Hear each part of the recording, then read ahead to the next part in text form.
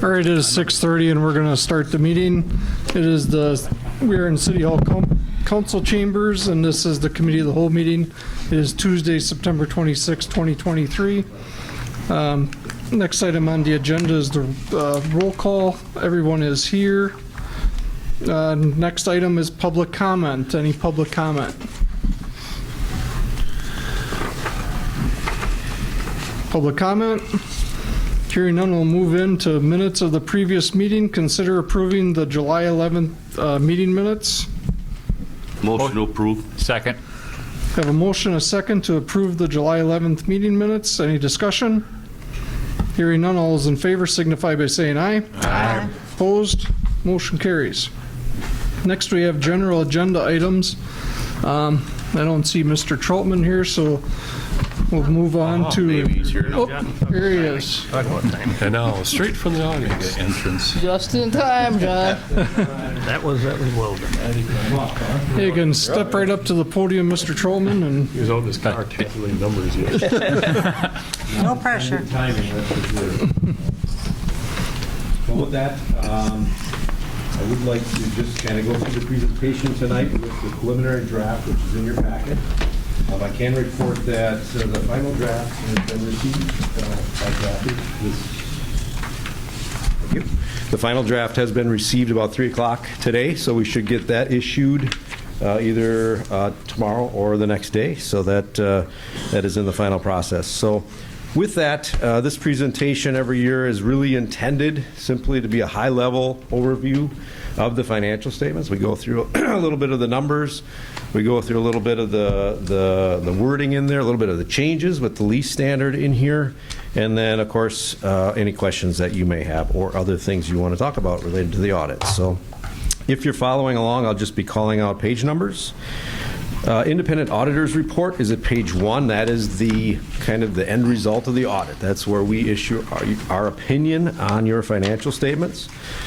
So with that, the opinion that we did issue is an unmodified opinion. That is a clean opinion. That's exactly what you strive to get for the city each year for the external audit, which effectively means that the financial statements, that is the rest of the document other than the first few pages, which is the independent auditor's report, is free of material misstatements and can be relied on. So that's essentially what that opinion says. The rest of that document goes through kind of the basis for those opinions. There is an emphasis of matter this year, which I want to point out. That's hence the name emphasis of matter in that opinion. And that's really related to the GASB 87, which is the official term for the lease implementation, the lease standard. These financial statements contain those changes. So again, brand new lease rules. Those are, of course, ongoing. So this is the first year. Every other year from this point on, we'll have that. There's another very similar GASB coming out for the 23 year. 23 financial statements. We'll talk about that a little bit at the end. But it's very similar to the leases, just with the IT arrangements or IT agreements. So we'll talk about that at the end. The rest of that opinion letter goes through our responsibility as your auditor, goes through your responsibility as management. Then it explains a little bit of the different sections of the financial statements. That doesn't change a whole lot each year, so I will not really cover that from a standpoint of the definitions of some of the sections of the financial statements. The basic financial statements, which is the financial statements themselves, which start on page 6, are what I want to go through with just kind of highlighting some of the financial numbers of how 22 ended, especially as you're talking obviously about the 24 budget and looking back to the current year 23 and how your performance and operations were in 23. It's nice to look back on how you ended the year 22 into the beginning of 23. Page 9 is what I want to focus on as far as the financial statements. Page 9 is the balance sheet. Governmental fund balance sheet lists all of your major funds, including the general fund, which is your main operating fund. And then it goes through and brings in the other governmental funds, which is an aggregate, that's a subtotal that comes in from the end of the document of all your non-major funds added together. For purposes of this presentation, I want to talk about the general fund. That's the leftmost column.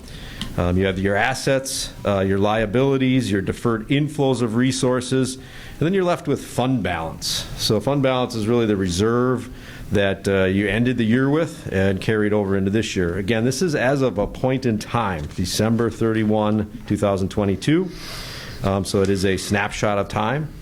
Fund balances for the end of the year, ended the year $2,096,000. There's 4 categories of fund balance, so you can see the subtotal there, adding into 4 categories. They are hierarchy of restricted at the top, most restricted at the top, to least restricted at the bottom. $272,000 non-spendable. That's just as it sounds. You don't have it. It is non-spendable, meaning you don't have it, but it is part of your asset and part of your fund balance, $2,096,000. Then under that is restricted, $115,000. That is, you have that available to you, but you do not have any right to use that. That's a restriction outside of the city on that. There's grants, legal reasons, different programs you enter into that says, nope, you can only spend that money on this, and various reasons there. That's $115,000. Then you can draw an imaginary line under that number, and that's really everything that you have available to you as a city. You have $792,000 as committed, and $915,000 as unassigned. The $915,000 is kind of like your reserve, your unearmarked reserve that you carried over. When you look at purposes of fund balance health, you compare that number with your expenditures. And again, your expenditures being about $15,300,000. So you have, in the unassigned, you have about 6% of that money, of that expenditures.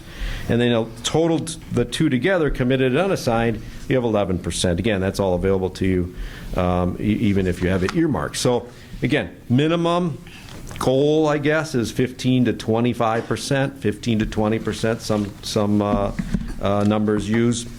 So a little bit lower than that. But again, why is it important to have 15 to 20%? Unforeseen circumstances happen, unbudgeted items happen. You have a reserve that you can pull upon without having to borrow. So again, that's the concept behind that. Again, the challenges you have from a cash flow standpoint, and all governments have, is simply timing of grants and things like that coming in. So that's important to keep track of that and look at that. In addition to the $2,096,000, if you go to the right, you have other major funds, CDBG, Community Development Block Grant, $535,000, which is all restricted for that purpose. You have debt service of $457,000, which again is restricted for debt service use. And then that other governmental fund aggregate, the subtotal, has where all of your TIF districts are, and that lists basically the deficits associated with those as of a point in time, 12/31, December 31, 22. So you have a deficit of $80,000 in that aggregate for that. So again, any questions on the balance sheet before I move on to the income statement? How long have we been under $1 million in our reserves? I'm sorry, what was that? Our reserves were under $1 million. How long has that been that we've been under that? I do not know the answer to that as far as the year. Kathy, maybe you know. This is the first year that I think it's the first year. It's the first year that it dropped down, and that really reflects the deficit that was generated in the 2022 budget. Which I'll get to the income statement to show you kind of how you got to that fund balance. That's the next statement. Good.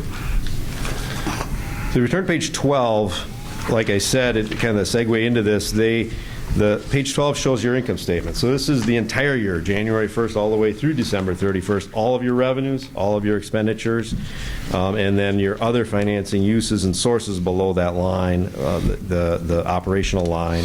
So you have revenues, $13,715,000 in the general fund. You have expenditures, like I said before, about $15,300,000. So you have excess revenues under expenditures, $1,599,000. Now below that line is all of your Other financing sources and uses. So there are things like long-term debt issued to cover some of those expenditures, proceeds from the sale of capital assets, transfers in, transfers out. So an additional $1,200,000 was brought in from that category, making up some of the difference. But you see you have a net change in fund balance of a $355,000 deficit in the general fund. So your fund balance in total went from $2,451,000 to $2,096,000. And of course, you have all those restrictions and non-spendable coming off of there, and that's what makes up the $900,000.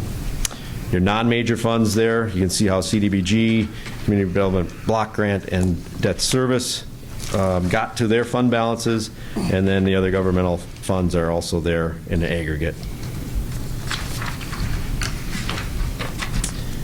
Page 15 shows that exact income statement, but this time it shows your budget as well. And that's always a useful statement to look at and share, because it not only shows your income statement of how you got to that fund balance and how you did for the year, but it also compares that to both the original and final budget. So you can see from a budgetary performance level how you did in any given year for this statement. So you can see your revenues were over budget, in actual over budget of $547,000. Your expenditures were, we had a negative deficit, so in other words, actual expenditures over budget in total of $220,000 for the general fund. And then you have below that line, you have a negative budget variance with the revenues and things like that of $599,000. So you can see how that all works down to that $355,000 reduction in fund balance when you budgeted for an $83,000 reduction.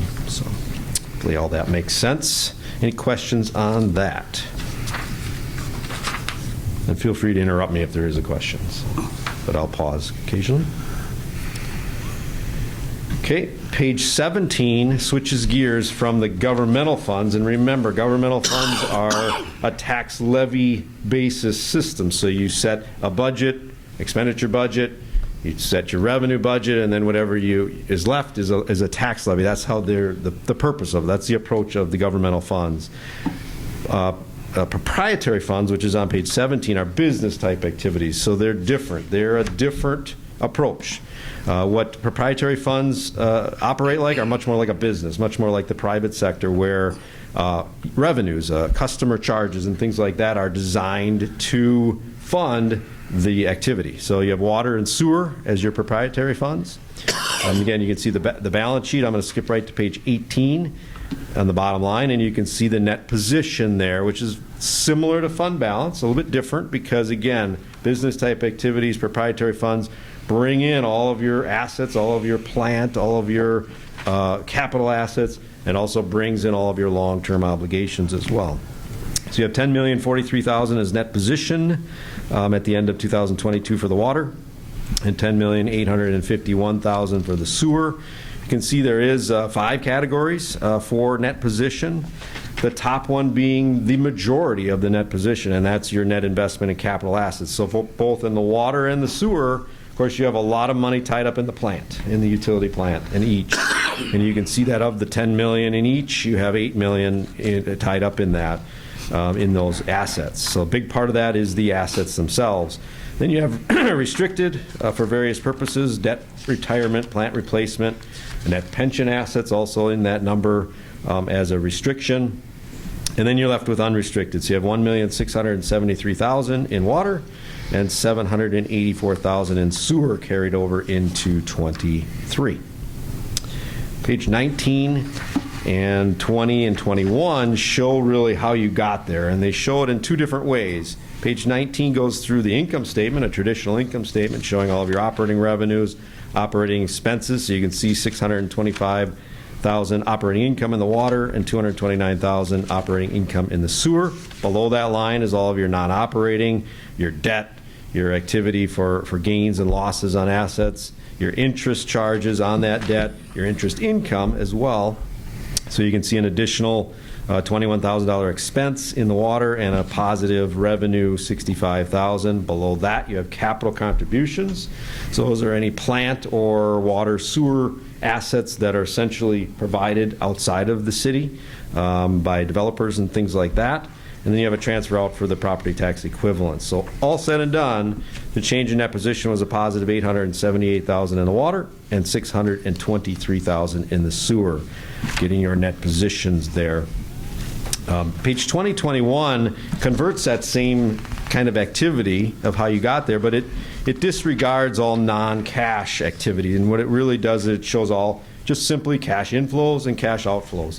So a lot of times, income statement has accruals, has receivables and payables and things like that happen after the end of the year that are required to be shown as revenues and expenditures. This takes all of that out of the equation. This says how much cash came in, how much cash went out, and for what reason.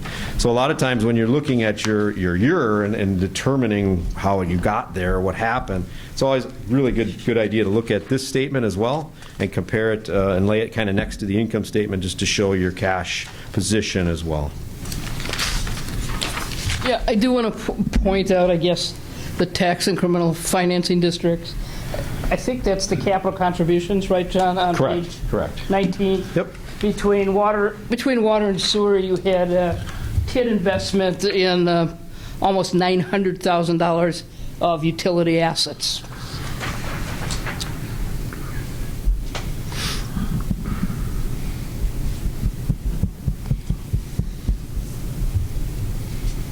Is this where you feel we should be in these funds? For the water and sewer, again, water and sewer, that's a difficult question to answer because at any point in time, water and sewer utilities in general, when you build them, they start deteriorating, right? Every single year. So again, from a standpoint of having a reserve, you do have a reserve. So that's good. You have some kind of earmarked as well. In addition to your unassigned net position, unrestricted net position, you have money carried over and for particular purposes. That's a good thing. But with the cost today, of course, any kind of plant replacement, it's not going to be enough. I don't know of any utility that has enough put aside.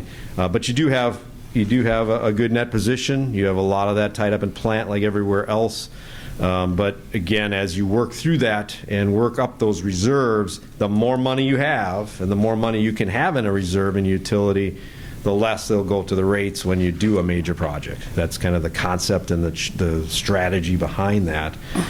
Certainly, there's a huge spectrum of utilities out there. There's some that have astronomical amounts of reserves, and they barely have to even borrow when they do something like that, a major, and then they have some with none. And that's their approach, is just to borrow when they need to upgrade the plant. So again, when that is, we don't know, but obviously, as you look at that and work through that from year to year, that's your goal is to have enough reserve to help minimize that. So I guess as far as water rates, we did have our outside consultant take a look at it in terms of the Public Service Commission report. The water fund is in good shape. We will not be proposing any kind of adjustment in the water rates for 2024.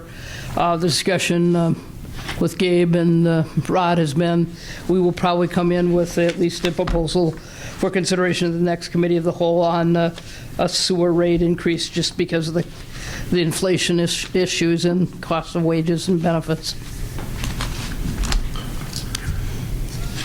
These funds in the reserves, we can use them for projects like your lift pump for the 6th Ward and that kind of stuff. That's where we get that from. the rest of the document really, or the majority of the rest of the document, is the footnotes. So again, these footnotes really kind of enhance or support a lot of the numbers that we just went through. Some of the more major numbers on your assets, your liabilities, your revenues and expenditures are detailed in there. So again, a lot of good information. I don't typically go through any of that because it's very detailed. But again, if you're wondering where a number, what makes up the cash and investments line item, because it's a pretty major number in your financial statement, there's a whole footnote dedicated to that, and it shows all the detail. Likewise, your debt and some of the numbers I went through as far as the restrictions are in there as well. So highly encourage you to look through that. If there's any questions as any of you are reading through this throughout the year, just let me know. I certainly can go through it with you or provide a little bit more detail or questions answered. With that, I just want to point out the back schedules here. The supplementary information, which starts on page 71. I talked a lot about the non-major funds and the aggregate. That's where all of that data is. So you can see that's where all of your special revenue funds, your capital project funds, which is all of your TIF districts, are located. And you can see both the balance sheet and the income statement for both of those fund types and in the pages that follow that. So any questions on that? I want to reserve at least a minute or two just to talk about the next accounting standard coming up in 2023.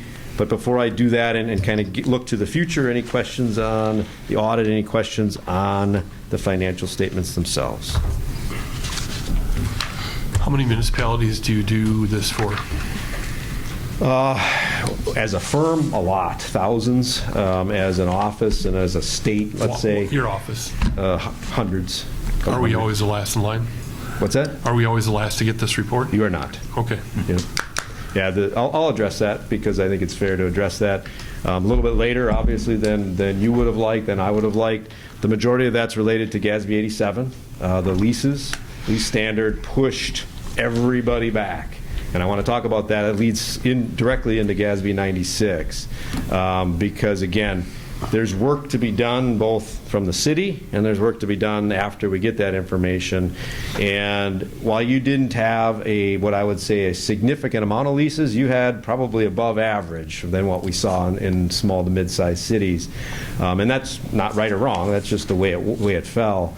There were calculations that had to be done with that, and you had really two options to do that. Well, three. You could do it yourself, so you could have done the calculations yourself, the entries yourself. Not very many municipalities, even 10 times larger than you, took that route. Simply time. There wasn't enough time for them to do that internally, nor they didn't want to do it wrong in the implementation year. So then you had two routes. You had to hire us, CLA, to do that as part of kind of your audit process. And then you had outside entities as well that did that. There's a few that took outside entities. I can tell you your audit would not be done today if you would have chosen that. They got very far behind, and they were about a 3-4 month waiting period just to get that portion of it done. We tried to do it as quickly as efficiently, but everything kind of backed up. A lot of different types of things we worked through based on implementation year, hangar leases, things like that were a little odd for early part of the year, became kind of normal, and we got through that in the later part of the year. I don't expect that kind of delay and that kind of lag with leases that we'll see with GASB 96. And maybe I'll just segue right into that since I'm talking about it. The GASB 96 is very similar process for the city for leases, and that is you have to take an inventory. We can't do that for you. You can't hire that out. That's your information, only you really know what you have. And you have to take an inventory of all the subscription-based IT-related agreements. So what that means, what we're talking about here is software. And we're talking about all different types of software. It could be the software you're thinking of, like Microsoft Office and things like that. And it could also be body cam software. It could also be software in your water and sewer utilities. Any type of multi-year agreement that you have that covers cloud-based storage, that covers software, that covers anything else, has to be really inventoried. And what I mean by that, it has to be put down on a list. And I'll tell you that there's been some municipalities that have done this already or started doing this, and it's in the hundreds. I don't think you'll be quite to that level, because I think there's ways where we can kind of eliminate them right off the bat, and we don't have to, because you're not first in line. School districts were first in line. School districts I had one school district had 900. So it took them weeks and weeks and weeks to inventory that. Of all of those 900, 4 had to be recorded. So there's a value versus cost here that comes into play. It's irrelevant because you still have to do it, but we're going to try to work to get ahead of that and to cut the corner a little bit as far as what knowledge we gained. Like this type isn't, this type isn't, this type isn't, and then you don't have to waste time on that. But it is still a heavy lift from the city's standpoint to gather all that information, because part of the audit process is we have to then look back and say, okay, did you miss any? And if you miss some, then it's a finding. So that's why it's hugely important to put the time into it and say, okay, what possible agreements could we have and inventory them? And that's going to involve department heads. It's going to involve, going through and trying to think about things. I can't tell you how many times for the school districts we went through, and even up last week, a month after field work, I thought of another one, and boom, they had another one. Now, the dollar value does come into play here, so if we're talking about a really small dollar value, you can probably put it on another bucket and just let it sit there and make sure that all those added together aren't a large amount. But you're going to have to take some time to do that. Once we get that in the calculation side of it, which took a long time for leases because it's complicated and it needed a calculator, a lot less intrusive. So once you get to that point, it's going to be quicker to get to the end game. So we'll be here much sooner next year, given everything the same, because we will not be calculating that stuff for leases. It's just an easier calculation. So, but that's basically coming up. So you have to set a control and have your controls not only to deal with the leases going forward. So any new leases you enter into, you're going to have a mechanism to identify them and calculate them, but also and get the right entries made, but also the GASB 96 implementation year, you're going to have to do that heavy lifting to get that going, and then set kind of a parameter or control to say if this agreement comes in and it's new in 2024, we're going to do something to pick it up, because that's the challenge, especially when you have a lot of agreements, is you don't want to do that every year. You want to have a mechanism to say, okay, here's our list. Which ones did we add to that list? Almost like a fixed asset inventory, where you don't want to do that every year. You want to have a baseline. What did we add? What did we remove? Okay, we're good.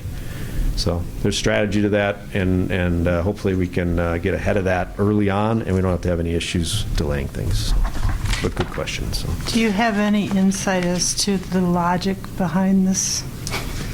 I do. From the government? Yeah, I can tell you I didn't make the rule, and nobody around here did. The logic behind it is actually fair. It's reasonable for both leases and what we call SBITA or IT subscription-based IT arrangements. And it really goes to some of the rules that were a couple of years ago as well with the WRS pension asset and liability they have to put on here. They're trying to make these financial statements transparent and include everything, and not just have a footnote and say, well, yeah, here's the balance sheet, here's your assets and liabilities, but we really have this pension asset that we've always disclosed. It's been there for 20 years. It just never went on the financial statements. Now that's on the financial statements for a couple of years, and now leases are on the financial statements. Now part of the leases were on your financial statements, but part of them were not. So this just clarified that. Subscription-based, they must feel there's large material subscriptions out there, and I can tell you that there are. We just ran into one that was $2.7 million for a Zoom contract, so for the video conferencing contract. So you can tell that some of the different types of entities out there that are governments have some of this stuff that's material. Unfortunately, everyone else has to go right along with that and worry about the $500 hangar lease at the airport. So that's the unfortunate byproduct of that. But the rules are the rules. I can tell you there's also another one coming up in a couple years with the sick leave and the compensated absences, doing the same thing. They're putting what vacation's already on your books, sick leave is not. They're putting all compensated absences on your books as a liability now. So they're moving almost everything in that direction. So I think there's going to be more changes coming for other things as well. Simply to get all the assets, all the liabilities, so it's all right there front and center on your basic financial statements. So. That answered a question I was going to ask about the sick leave, because that is an issue here. Yep. I have a question before you go on page 47. Yep. This was one of the pages that you and I had discussed in the past. I would say that based on this, it looks like we are in better position than we were on the 2021 audit. Would that be a fair statement? You're referring to the legal margin of new debt? Yes. Yes. As you pay down debt, that does get better. Again, your legal margin of new debt is $8,089,000. So that is low. obviously. That means you're using a lot of your debt capacity. But again, as you make payments each year, it does get better. And you can see the debt schedules in that note itself shows how much you're making each year. So, as that changes, of course, if you take new debt out, that then goes backwards. So. And that ratio is still better suited to be closer to the 50-50 ratio than the 70-30 ratio or the 80-20 ratio. Correct. Okay, thank you. Any other questions? You're on the findings and the Yep. solutions. You want to kind of cover that a little bit? Yep, I certainly can. So page 76 really starts with what's independent auditors report on internal controls over financial reporting, otherwise known as GAS, or Government Auditing Standards. Government Auditing Standards kind of add-on. It's an add-on requirement from what we just talked about as far as financial statements and issuing opinions on that. This gets into the internal control. So there's obviously linkage between your numbers on your financial statements and your internal controls. Internal controls operate throughout the entire year, not just in one period of time. So we do have two findings. Those are 2022-001, preparation of annual financial report, and then 2022-002, material adjustments to the city's financial records. So again, I'll take them one at a time. Preparation of annual financial report. This document we just went through, the footnotes, the financial statements, all that detail really is the responsibility of the city to prepare. That's all governments. That is the way the standards are written. And what that means is we come in to do an audit and the city hands us the financial statements. That does happen. It does happen in practice. It's getting rarer and rarer simply because of the costs involved in staffing to do that, but it does exist. When that doesn't happen, so when probably about 80 to 90% of municipalities, at least in Wisconsin, then the audit firm typically is hired to do that as a non-audit service. So what we do is we have controls over that, and we basically take your numbers and look at that and basically draft your financial statements. Part of that finding, though, and the reason why it's a finding is it's not your internal control doing that. So anytime that your internal control is unable to do that, it's considered a finding. It is a significant deficiency, which is lesser than a material weakness. There's two levels of findings: material weakness and then a significant deficiency. And that just means that the difference between a finding of this nature, a significant deficiency, and a material weakness would be you do reconciliations, your finance team, your finance director knows what everything is. They provide us data. When you don't have that, when you have some of the smaller entities, more simpler, then you have a material weakness in that area. But still finding, you can read through that, and the mitigating control of that is really, there's a very robust process for going through a draft situation like this. This meeting is part of that to make sure you're aware of what's going on. You get a chance to read the financial statements and get me up in front of you, really. Also, the material adjustment, which is a material weakness, is very closely related to that, because the material adjustments we make in the audit process, some of those are to get the financial statements issued. Some of them are corrections. And again, the material nature of that means that the dollar amount of those adjustments were a material nature to the financial statements. So the mitigating control, or your role, I guess, in this is really to make sure that the city understands those entries, to review them. I can tell you that there's a review process at the end of the audit with that, to really make sure that we're not making an entry that you have no idea what that's about. That would be a problem. And we make sure, and there's safeguards to make sure that that does not happen. We don't make an astronomical amount of entries. Some clients we make 100 entries at. We don't do that. But there is some material ones that are needed to be made every year. And again, that's a repeat finding.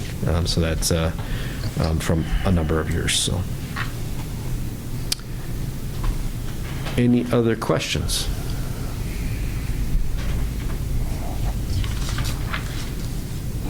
I have none. Council? Okay. Thank you.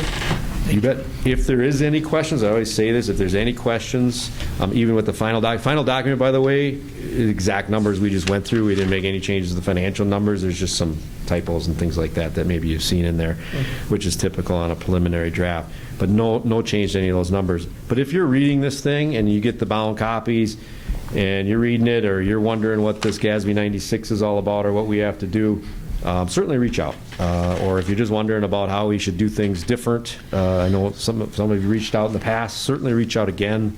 We're happy to help. That educational process to the governance is really part of the audit process. So please do not hesitate to do that. Thank you. Thank you. Thank you. You bet.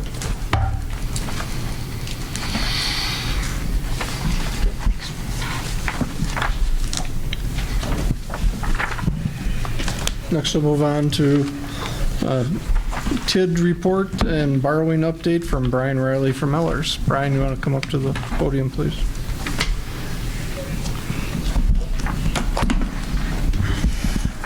Thank you, Mayor.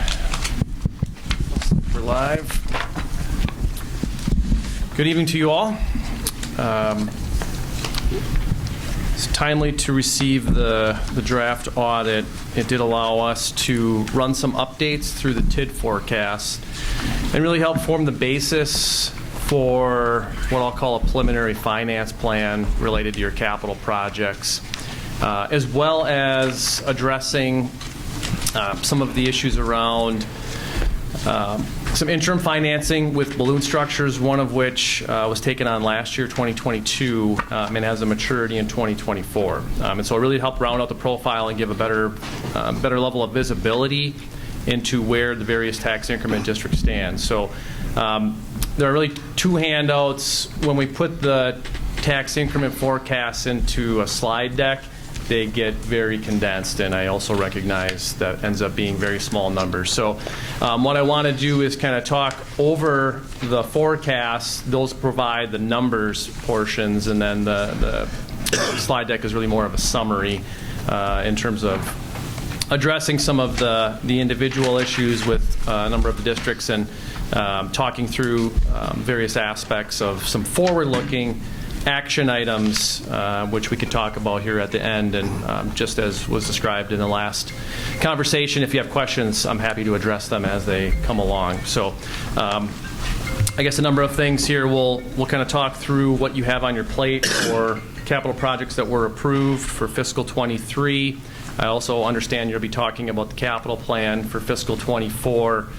Some of this lends itself to that conversation, and there's certainly one item that can very much tie into that.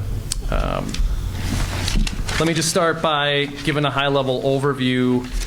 The objective here for the evening is to provide some recommendations on a number of matters. Permanent financing solutions for both the general fund capital projects. You also have some tax increment projects on the docket here. We'll look at that inventory in a moment. And also, to the greatest degree possible, eliminate some of the balloon structures and set out defined amortizing debt structures. So on an annual basis, paying principal and interest. Those were done for a reason, and I think you'll see in the TID forecast that eventually you have to address those, and you arrive at the time where there's some definition that can be brought to bear. A balloon structure being a balloon payment?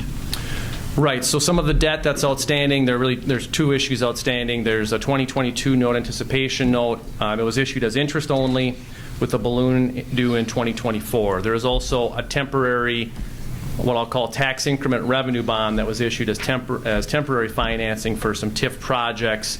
We'll look at that here in a moment. But really this focuses most specifically on the note anticipation note because it does have a maturity coming due next year.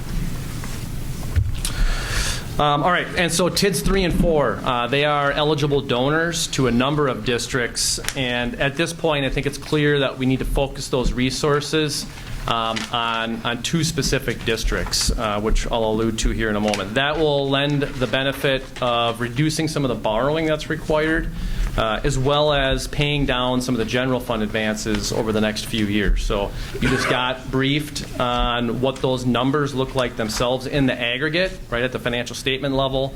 The numbers are kind of at the aggregate level. The footnotes then walk you through each of the individual districts, what the advances are to the general fund if there are any. It also speaks to cash balances if there are those as well. And so looking at TIDs 3 and 4 as being the primary resources to 2 other districts that require their support.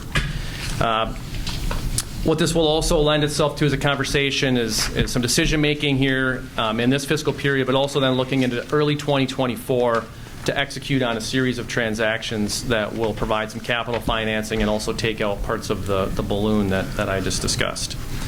I'm also happy to say, I think as you look through the individual TIF districts, there's the opportunity for some debt prepayment in 2024 and 2025. So I think collectively there's some good stories to tell here in terms of a moment in time where we can establish some permanent financing. The values have increased. There has been development in the districts, and so the benefit of time has really come to bear. Also prepaying some debt, and also potential TID termination here that we'll talk about in a moment. And importantly, repayment of the general fund advances to a substantial degree. Page 3 then just quickly runs you through the approved capital its for 2023 and really breaks it down into their categories as well as what's applicable to tax increment districts, TIDs 8, 10, and 11 respectively. All right, so let's focus on TID 3. And again, if there are questions, I'm happy to address them for each individual district as they come. And this one's probably the smallest numbers, TIDs 3 and 4. They're also approaching their end dates, and they are established as donors to various TIDs, and there's placeholders for that. It doesn't necessarily mean that we're transferring funds to each of those eligible recipient districts. So TID 3, at this point, and given where TIDs 6 and 7 are at, I would say we really need to focus attention on tax increment district number 8, primarily because we've got capital projects that need to be financed. TID 6 and 7 can largely support their own expenses and what debt service is required to be paid. TID 8 continues to need some level of support, and so that's where we focused making transfers. And so the way the cash flow is set up, TID 3 services its own debt, but what is remaining is then shifted over to TID 8 to provide it a base of support.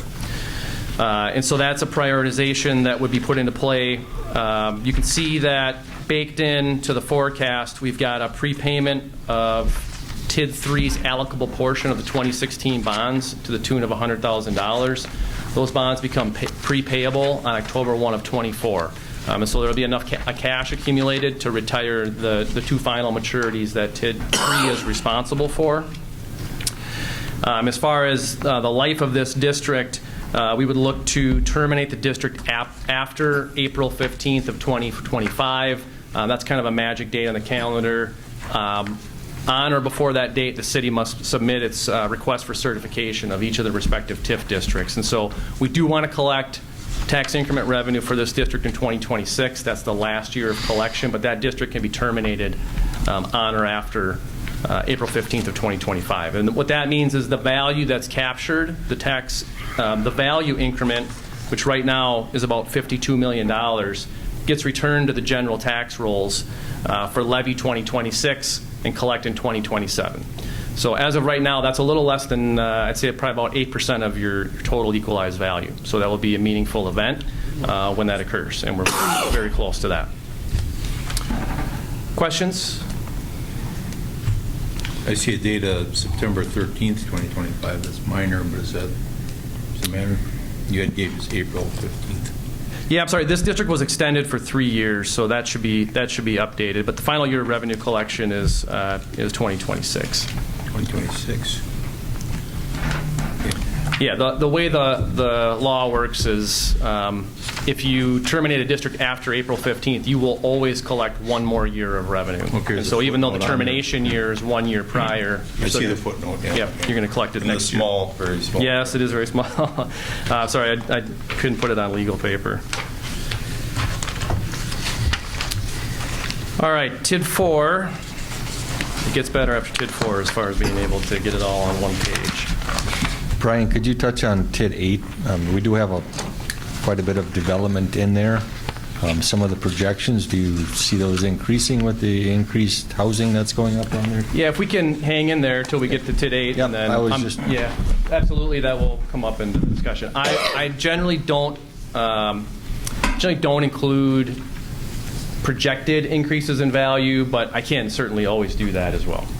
I'm trying to present you base case and conservative estimates of what the future might look like.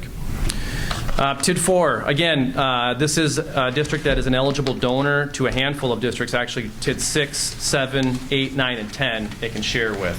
And at this point, again, those 6, 7, 8, and 10 can either support themselves or we can rely on TID 3 to be support to 8. And so the focus then is on tax increment district number 9 and providing whatever surplus is available as a resource to TID 9. And so the way that this is laid out, this district does have some debt that it is paying. One of those issues, the 2022 state trust fund loan does run a little longer than the life of the district, which we were all aware of when we took that debt out. But there will be enough there to prepay in the final year of revenue collection as it stands right now, which is 2028. There is also an allocable share of the 2022 note anticipation note. So it is responsible for part of the balloon structure to the tune of $125,000. There's enough resources there for TID 4 to just pay that part off. All right, so we don't need to do anything with that. We don't need to extend it. We just take what revenue is available and we retire that $125,000. What's left over after paying debt service, making the allocable share of the balloon payment in 24, and also prepaying the 2022 state trust fund loan effectively is transferred to tax increment district number 9 to provide a benefit to its cash flow profile, which we'll look at here in a moment.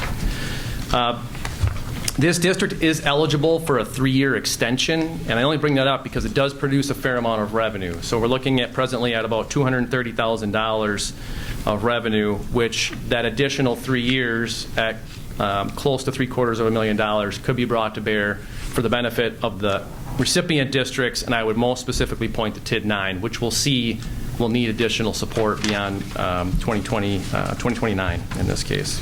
And we do have growth happening in this district. The new houses on Johnson Street are included within TID 4.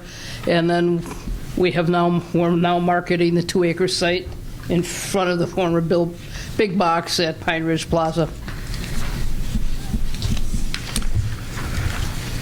All right, moving on to TID 4.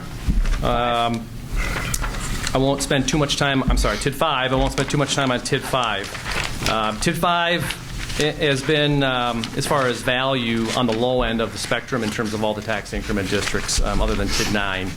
And so prospectively, things do change, but if we hold everything constant, there should be enough accumulated resources in 2025 to prepay what debt it has outstanding and is responsible for. And so in concert with some actions in TID 6, some lump sum amounts can be brought to bear to retire that debt. And I would also argue then in the near future, this district will be terminated. It is outside of its eligible expenditure period, which ended in 2022. And so if you retire all of your obligations, there is no reason to keep the district open. In the similar vein of looking at potential opportunities for donor districts, this district doesn't really provide any support based on its current value and tax increments. So it makes logical sense to potentially terminate it. We do likely need revenue in 2025. So really any time after April 15th of next year, most likely this district can be terminated. It's always helpful to have even the draft audit, because then you can kind of true up the forecast, looking back at the balances from the prior fiscal period. So it's good to go through that exercise in my estimation, because we want to make sure there's enough left over to also pay all of the administrative and other costs associated with closing out a district, which includes a final audit. And so we don't want to use up every last dollar, which is why I would argue 25 is likely the last year and not 24. So any questions on TID 5? Can we remind ourselves as we go which TID is where TID 5 is? 5 is the area on Highway 107, the Mark area, and it's TID 11 overlays this district because of the housing development. This district would never have cash flowed, so. Okay. Got my map at home. All right, TID 6. We've not relied on any shared revenue from tax increment districts number 3 and 4 for TID 6, even though they can provide support. Meaningful increase in value. So we've talked about a few things, and some of this is just revisiting, but also, again, we're updating with fiscal end of 22 balances. So that's been the benefit of getting the draft audit report. Just like TID 4, this district is also responsible for a portion of the 2013 bonds. And so in 25, you really need these two married together the way the debt has been prorated. And so even though there is an existing advance, I think it's in the city's interest to allocate some dollars to also pay that debt off. You're going to forego all of the interest that is also along for the ride with those maturities through 2033. And so you're better to use some dollars internally and potentially attach some interest rate to that. You could pay yourself interest instead of paying bondholders interest. You recover that outlay very rapidly. And so if you look at the cumulative balance column, you can see that in a few years it does zero out and then turns positive. There still is debt payable in TID 6, but I would say what surplus dollars are available annually should be specifically focused on repaying the general fund advance, which does occur and kind of fits and starts there over a number of years until it is fully retired. And this is the downtown area. There are a handful of districts that are in surplus at this point, given their values and what the anticipated debt service requirements are. As you're pondering, how to handle specifically, I'd say TID 9 and some of the other districts, there are a few that would be eligible to be amended as donors to provide some level of support. Just because you make a district a donor, it doesn't mean you ever have to transfer a nickel from one district to another. But in the event you needed to, it does provide a measure of relief and protection of the general fund, because ultimately the general fund becomes the baseline level of support for any district that's in annual deficit or accumulates deficits to a negative balance. The money has to come from somewhere, and historically that has been the general fund. So the donor actions are something that you don't have to rely on, but if they're there, you can use them as also almost a measure of insurance. Brian? Yes. If you amend the donor part of a TID, that doesn't require you to extend the life of the TID then, does it? It does not. Okay. That is correct. As the districts get newer in vintage, some of them won't be eligible for certain extensions. So I think 2014 is kind of the delineating factor when the state changed the funding model for the technical college districts and increased state aids, and the levies were reduced accordingly. So districts created after that date were not impaired by that because that reduced the tax rate of all of the technical college districts. So the ones that come after that just aren't even eligible for that 3-year technical college extension.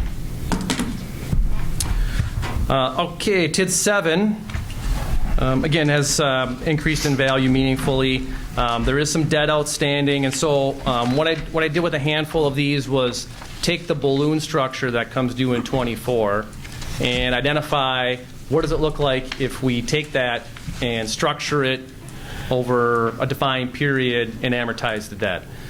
Based on the cash flow available in TID 7, there's $800,000 in that balloon. When you're looking at that small number that's boxed in, that's the interest that's due through the maturity date.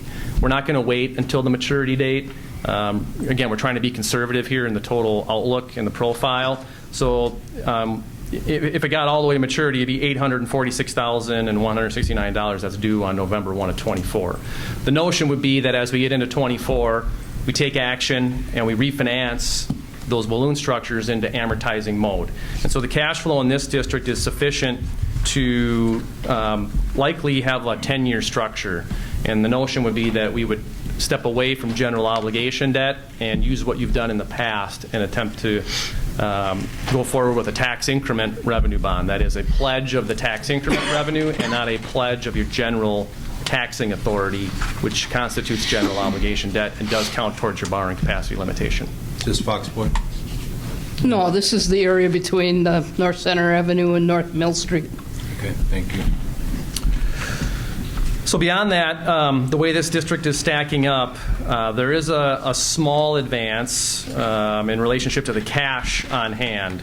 And so there is an outlay this year of some size. And so as you move forward in time, I would expect that barring additional capital costs, that advance would also be retired very rapidly. All right. So again, we've got some debt restructuring, putting in place permanent financing, fixed rate structure over a defined period, and it's actually a very good repayment length and lends itself to pretty rapid amortization given the cash flow available.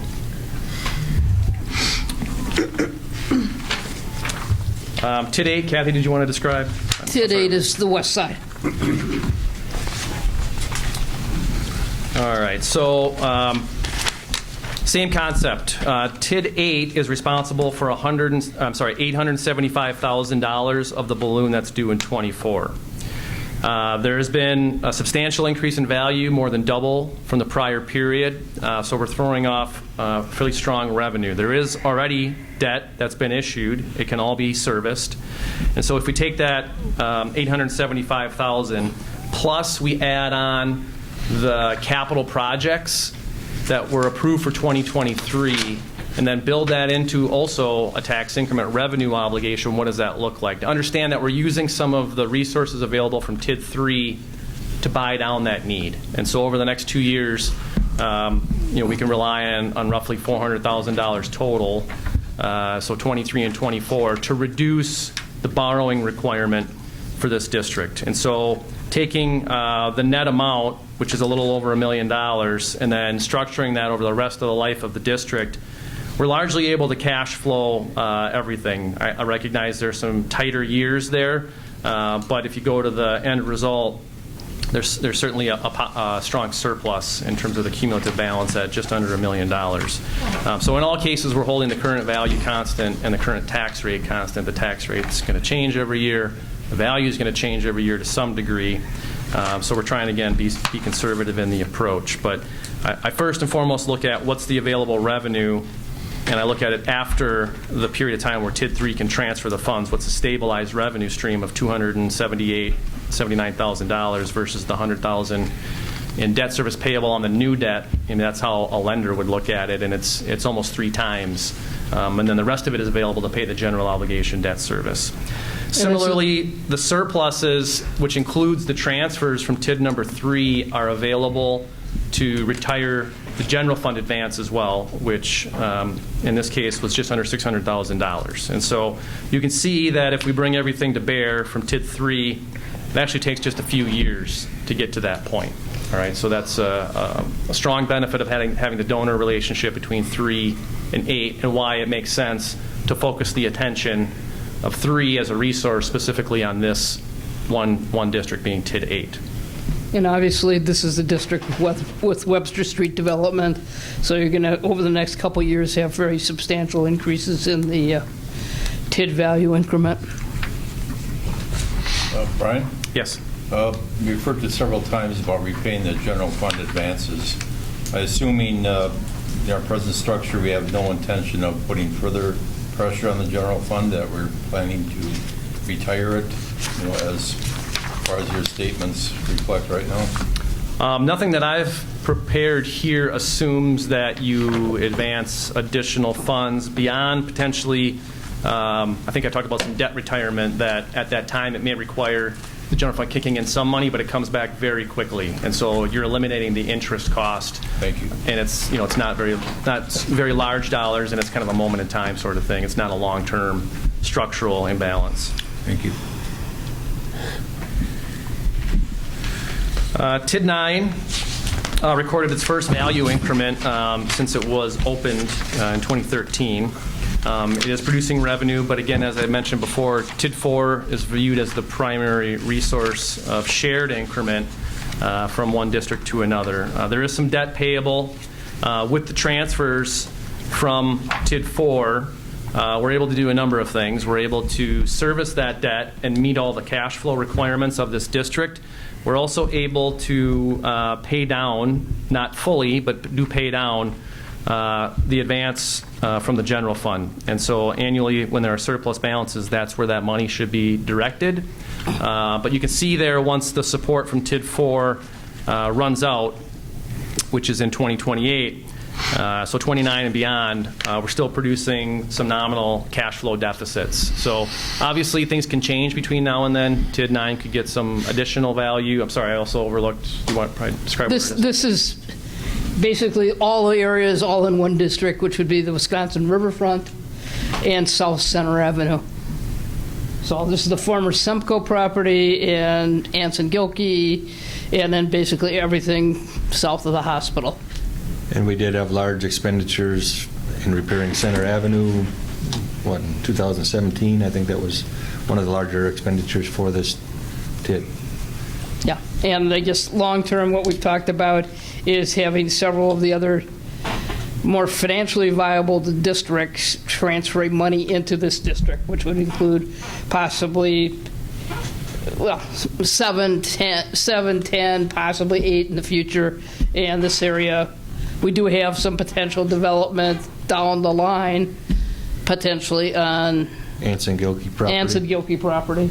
But, I mean, there are environmental issues that need to be cleaned up first, or at least verified first. Anything else you want to add, Rod? Nope. Nope.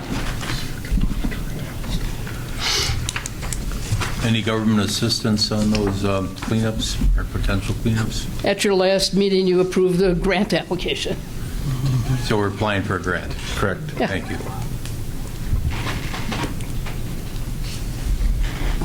Any other questions on TID 9? And TID 10 is Fox Point.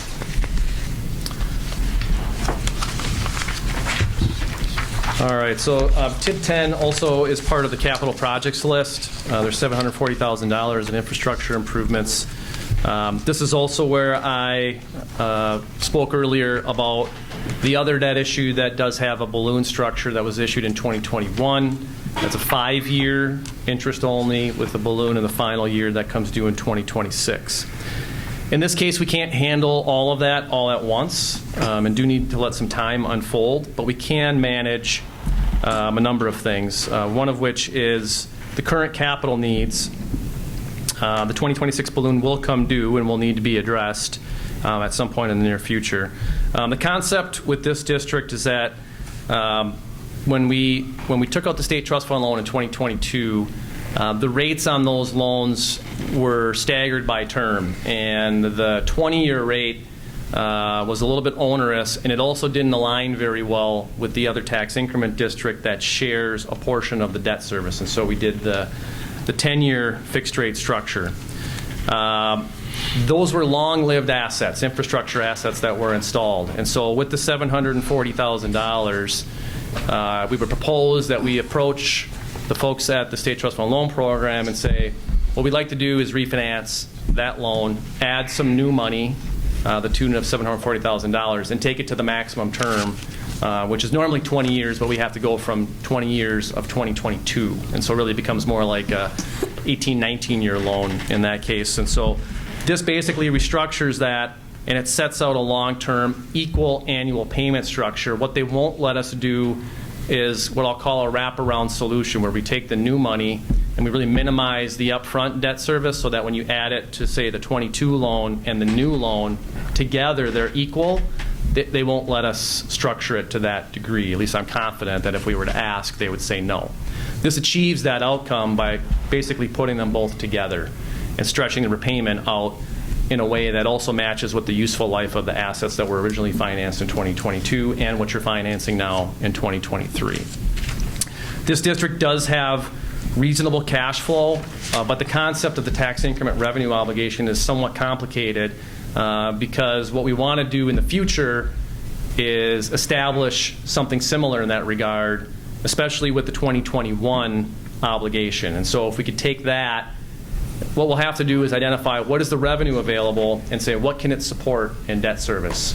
And what we can't meet from a coverage standpoint really needs to then probably be in general obligation mode. The nice thing about a state trust fund loan is it has a prepayment window every single year. And so we can take the $565,000 and then add as much as possible to that in a tax increment revenue obligation in the future, and then leave the rest in general obligation mode. But again, you can do that a number of times because we do have the benefit of the prepayment in any given year on a state trust fund loan.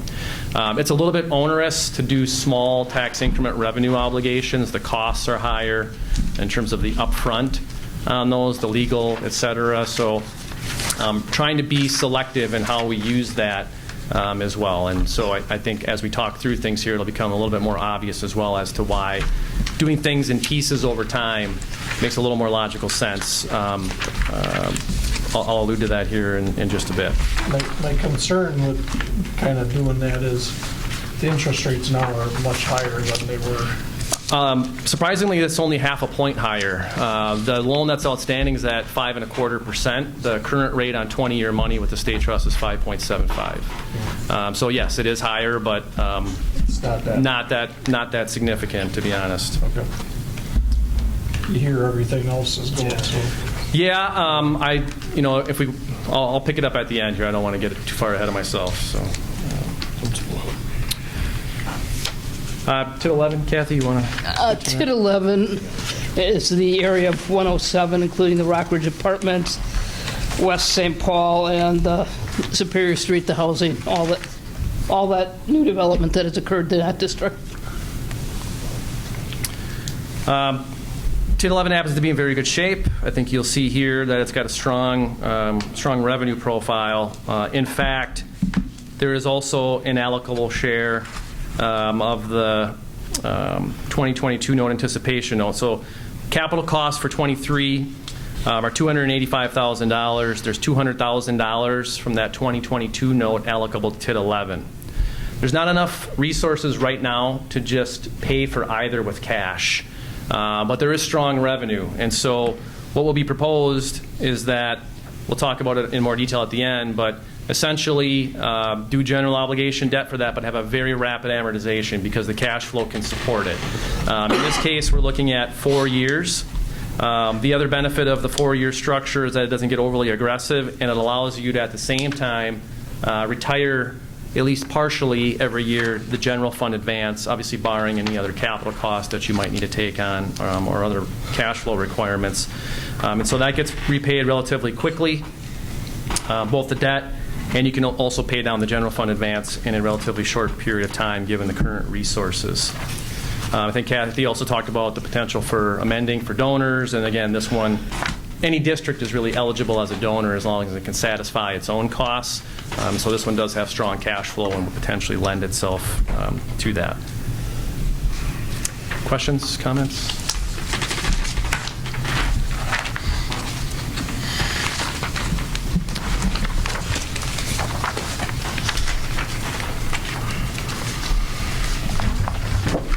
All right, 12, 13, and 14 are really left out of this discussion. There's nothing of great interest going on there. When we updated with the 22 fiscal year-end balances, nothing fundamentally changed. There's no capital financing for 23. I'm not aware personally of anything for 24, and none of them really have anything of debt outstanding. So wanted to keep this a focused discussion. From there, then, what I want to do is just kind of transition to how do we synthesize this? What does it mean, dollars and cents, and how do we compartmentalize things? And so the general fund capital costs for 23 need attention in terms of paying for those and for what has been paid for, essentially reimbursing the general fund. And so really broken that down into two pieces. You've got short-lived assets in your capital plan that need to be financed. You've also got long-lived assets for the general fund that need to be financed. And then we combine those with some of the tax increment district needs. So what we proposed is a general obligation promissory note that combines the short-lived assets portion of your capital plan. That equates to about $272,000. The remainder of the $765,000 is related to TID 11, and that so that the general fund portion would be a 10-year term to pay back those assets. It can certainly be shorter if you'd like. That'll increase the payments. I'm not trying to get too fine a point on the detail. I'm trying to deal in some conceptual aspects here. We'll come back to talk about detail if you want to proceed. And then the TID 11 costs, as we looked, can be repaid in 4 years. So that have a pretty rapid repayment on the promissory note. The long-lived assets in the general fund capital plan are $280,000, and then we would tag on to that the needs of TID 10, which is $740,000 in the capital plan and roughly $251,000 of refinancing that takes out the balloon structure. All right. That would be all executed on in 2023. The promissory note is a pretty quick, from a calendar standpoint, turnaround. The state trust fund loan typically takes a little longer. As soon as you submit an application or a request for application for a state trust fund loan, they do lock your rate. So you do need to go through an application process, but pretty much as soon as they get your paperwork, they'll lock the rate. In the last week or so, some longer term rates have gone up, so I only bring that up because, as you had mentioned, they are higher, not materially so, than where the current debt is at. But if you did want to proceed, it's in the city's interest to submit an application or a request for application, because I can guarantee you, I don't usually say that, but they're not going down. I know that. They might go up. And so the current program rates are where you want to live. As we move forward, then, we would look to execute and probably bleed into 2024 on two other transactions. And we were looking most specifically at TID 7 and 8, as was referenced. So we've got an $825,000 tax increment revenue bond that refinances and extends the balloon for TID 7, the $800,000, and then it amortizes it over 10 years. For TID 8, we have both the $875,000 due in the balloon, but we also have substantial capital, about $430,000 in the 2023 capital plan. So you combine those, you bring some cash from TID 3 and reduce the total amount you need to just over $1 million. And remember, that one was amortized over 15 years, all right, through the end of the life of the district.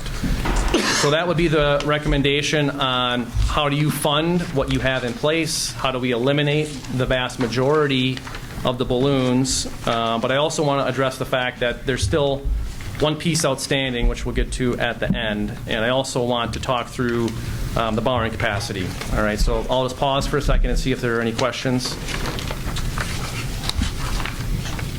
All right, let's move on to talking about your debt profile and specifically general obligation borrowing capacity. What you just looked at with the 22 financial statements, as was referenced, was a point in time, 12/31 of 22. Year over year, your equalized value, which is the basis for determining your borrowing capacity, increased about $100 million. All right, that in and of itself brings along $5 million in borrowing capacity. It's 5% of your equalized value. Over the course of 2023, you will have retired $1.7 million in general obligation debt. When you bring all of that to the table, your borrowing capacity presently is almost $15 million. That's what you have available, and it's about 46%. All right, so the passage of time does have benefit. I don't expect that your value will go up another $100 million year over year, and you're not totally unique in terms of the increases we've seen, and some of that has been driven by growth in tax increment districts. So if you look at what would you borrow on a new money basis, and how does that impact your borrowing capacity? We've got the general fund capital costs. We talked about that. That's about $550,000. You've got TID 10 capital needs of $740,000. We've got the TID 11 capital costs, which we're hoping to retire that in 4 years, so a very rapid amortization of nearly $500,000. So the total new general obligation debt would be about $1.78 million. That would bring you to just over $13 million of available borrowing capacity, or about 40% of what you're allowed under statute. So clearly that's an improvement over where the financial statements landed as of the end of 22. It's certainly better than where you've been the last number of years. Brian? Yes. I have a figure from the end of 2022. It shows $8,089,000. Is Yep. that possible? So our borrowing capacity went from $8 million to $15 million? Correct, because the value went up $100 million. Okay. And Minus what we owe the general fund probably. And general fund, the advances from the general fund to the TIDs does not count against your borrowing capacity. So all the borrowing capacity speaks to is it takes your total equalized value, you multiply that by 5%, So right now, you have available to you $32.74 million under law. Legally, right, but we did borrow money from ourselves. So That doesn't count against the the law, metric. right, but Yep. it's borrowed essentially, but from ourselves. You did lend it internally to your Okay. to your other funds. So the only, I mean, statutory constraint is spelled out under law, and so between the increase in value and retiring $1.7 million this fiscal year, that raises We the need to tide. keep in mind that it is That's, borrowed money. that's on the next slide, Thank you. under summary. Yep. Questions, comments? All right, so then just kind of closing out with a bit of a summary now that we've looked at the debt piece. I do want to point out we do have meaningful debt retirement. Some of it is a little bit in the future in terms of 2028 with prepaying the TID4 debt. But in total, that's a little over $500,000 in debt retirement over the next few years. Obviously, there's some hanging out there in 28. If you add up, based on the forecast, the general fund advances to the TID between 23 and 24 should be reduced by somewhere in the neighborhood of $400,000. And over the next 5 years, including this year, 23 through 27 fiscal years, if everything's status quo, it won't be. I'm confident of that, but it'll be somewhere in the ballpark. And if you follow an overall strategy, something in the area of $1.5 million will have been recovered. All right, so that still does leave some outstanding, but I think that's meaningful improvement over where you've been the last number of years. And so now you have a plan in place that can effectuate an outcome that obviously we've been kind of hoping for as projects have been unfolding, investment has been made, both public and private, over the last number of years. And then finally, very importantly, deals with the balloon on the 2022 no anticipation note to a large degree, but I do want to point out that what remains is what the general fund is responsible for, and that's $975,000. There's a number of ways to tackle that, one of which is to include it in this finance plan. That will then become part of your borrowing capacity. That will be included in your borrowing capacity limitation, so you can look at the prior page and take that number down another roughly $1 million. The pledge on the no anticipation note is that you will reserve sufficient capacity to essentially take out that debt. It doesn't technically count against the number under statute. So you could include it and tackle it now, or you could combine it with your 2024 capital plans and kind of cobble that all together into a single issue that then would take place in the next fiscal year. It has to close in time to make the November 1 payment. That note is prepayable anytime. So anytime between now and then, you can execute on a funding plan that takes into consideration the general fund's share of that balloon that's due November 1 of 24. All right, so I don't want to overlook that. There's still part of that that's going to be out there, and it's really up to the council how you would like to handle that, whether you want to tackle that now or if you want to combine it potentially with your capital plans in 24. All right.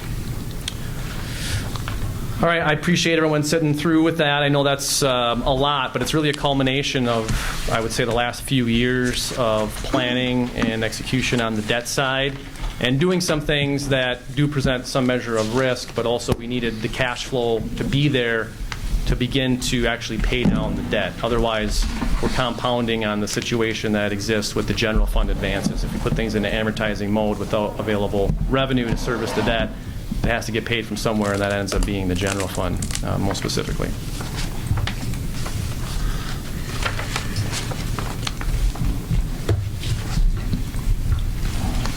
Brian, one question for you.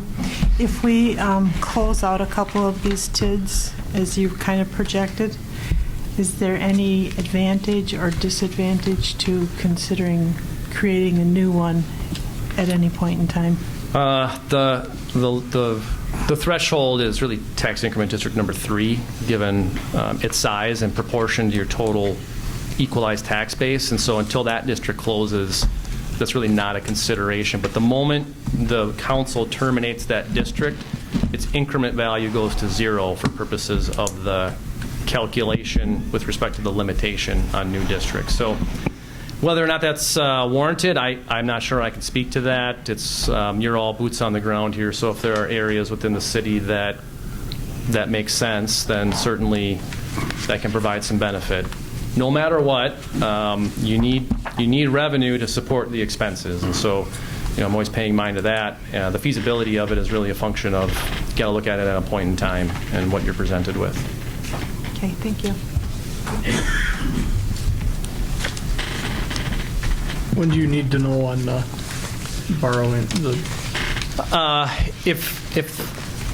If generally there's an okay feeling with progressing this to another discussion, what I would want to do then is bring you information that kind of boils this down and distills it, and then just focuses on the debt pieces, right? We've laid out the very conceptual framework, and so from our perspective, the next phase would be, I would walk away from here and work with our team to kind of build these out in more detailed fashion and walk you through more like respectively each individual debt issue, what the plan is, what the calendar looks like, those sorts of things. So we work at your leisure, but the promissory note, if the promissory note works, the general obligation promissory note to the tune of $765, that will have a payment due in 2024, which means in order to do that, you have to have it approved prior to setting your levy.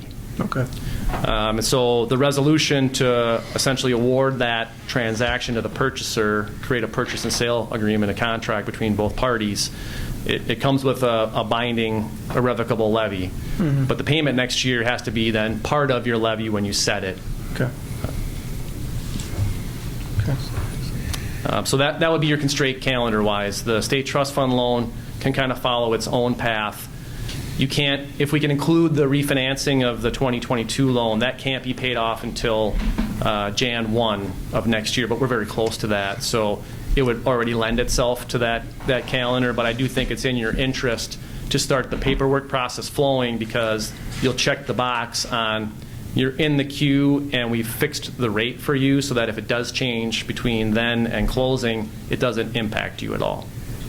I think that's. I mean, I guess I would anticipate you'll have a couple resolutions for the October council meeting. Yeah, you don't even need to act on a resolution to get the rate lock. Yeah.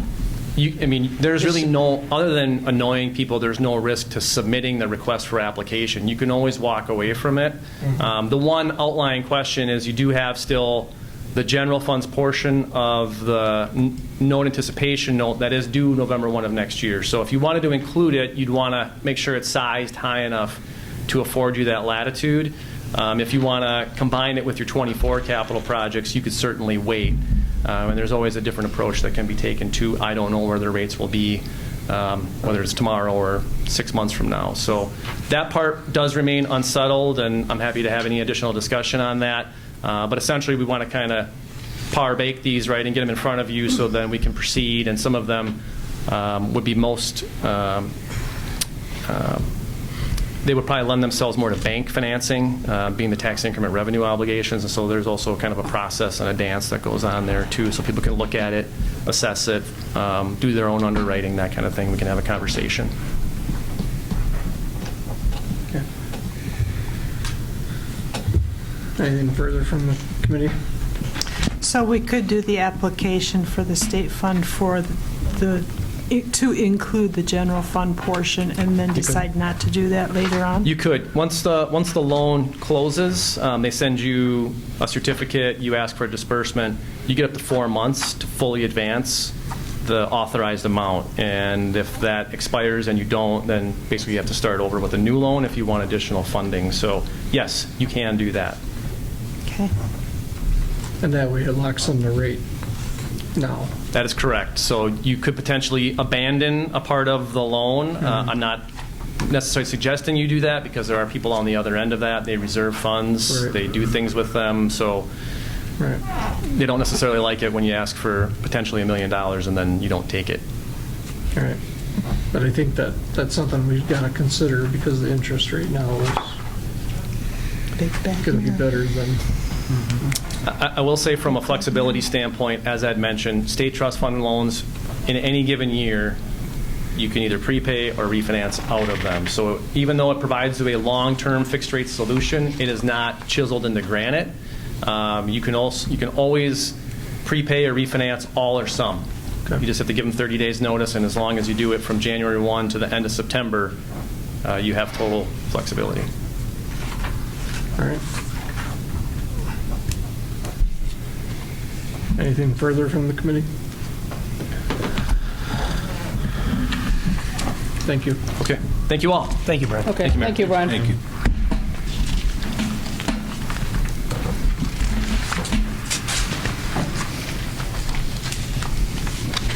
Any further discussion on that, or do you want to move on to the capital budget request? Let's move on. All right. Move on to capital budget requests. We'll start with utility. First one is the sewer main lining. Do you want to go through them individually, or do you want to, how do you want to handle it? I'd prefer to go through them individually so we get them discussed, I guess. All right. So the sewer main lining, Gabe, you want to? We started the sewer lining fund, I think, in 2019, and it's to take care of issues like this. We've done other lining throughout the city. This particular street, Cottage Street from Main up to 4th, has been a issue with roots for 15, 20 years. A lot of years. A lot of maintenance and sewer backups and houses in there. So we're proposing to do that. If there's any questions, there's the lining is rated for 50 plus years for last. One of the areas we look at for this is, say, new age water lines and new condition of the surface, so we're not replicating paving and curb and gutters. So this is the option that we chose on this one. We were not responsible for those costs above, so. This $130,000, and that comes out of the sewer fund? The sewer lining fund, yeah. Okay. So it's existing monies that are... Yes. Yeah. Your Honor, how do we need to proceed on this? That we approve or... No, I think that if we don't take them out, We don't take it out, okay, Then it just stays take it, in. but we're going to forward to a final vote. all right. So we make a motion to move on, or what do you want to do? We'll just have a consensus to move on to the treatment All right. plan gate. Yeah. Without objection from me. And we've got the treatment plant gate. As you can see, it's in poor condition, the one that's down there. Gabe, do you want to speak to that? Yeah, we're looking at going with the automated gate. There's no getting out of your vehicle, crossing the railroad tracks, parking close to it, pull up. Also gives us the option with the septic haulers. A lot of the other utilities have automated gates. Right now, most of the septic haulers, when we close, they're running down to Wausau. So, and there would be cameras and everything and procedures for them, and they would be able to dump after hours, collective samples, so we could sample it the following day. How do they charge, Gabe? They use a credit card to get in or something, or how does that work? They'd have An account. an account, and it's all set up right in the cab of their truck, so they got to pull so close, and There's a sensor that charges them? A little Yeah. fob the system. I fob would on that assume, order, yeah. And right now, they're dumping in Wausau after hours there, so it would be additional revenue. Yeah. And how much revenue do you anticipate, like on an annual basis, Right now, we're I guess? a little more than last. I would say it should be 10,000. So about a 3-year payback on the... Pay it back, yep. And if we go through with a camping scenario, how about after-hours dumping? They'd have to have the sensor or the... We wouldn't go there with on the private side or the. Okay, that'd with be the campers regular and that. hours for... That'd be regular Thank hours. you, okay. Because there is a need in the spring for a lot of septic haulers with just the amount of rain that they just have a hard time keeping up.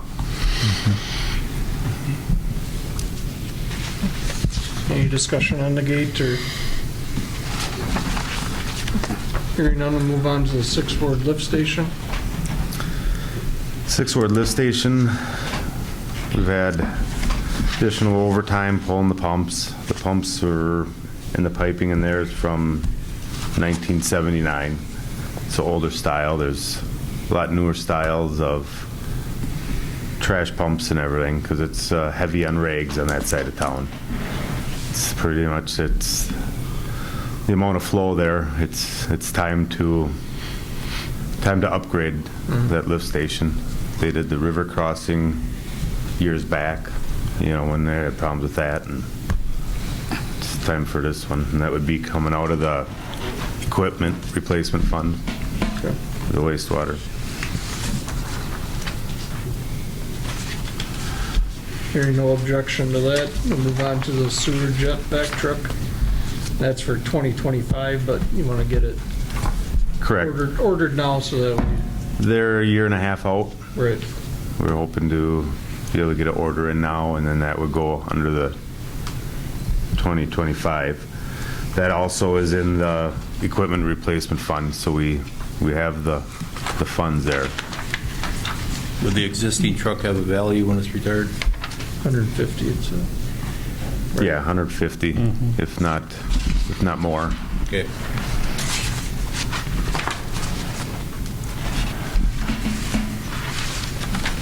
Would that 150 go back into the account then if it's... Yes, that's what happens. As of August 31st, you had over $2 million in the sewer capital replacement fund. Okay. No objection there. We'll move on to well 3 rehab. Well, 3, we're keeping it going. It was last rehabbed in 2019. We'll be doing all our wells, the capacities this fall yet. So it'll be either for 2024 or 2025. If our flow rate's still good, we'll wait the following year. Well 3 is located... Water Street, Water over Street. by Sierra Pacific. Yep. There was some patchwork on it, so the life is coming down on that well. Yep.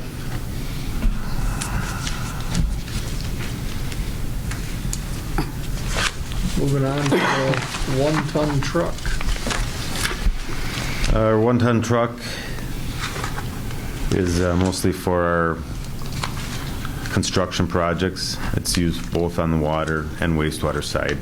2008, I talked to the mechanics, and there's going to be a lot of money to stick into it, and he said it's not worth putting anything into it anymore. So Basically, you're just buying the chassis and putting the box from this one onto there.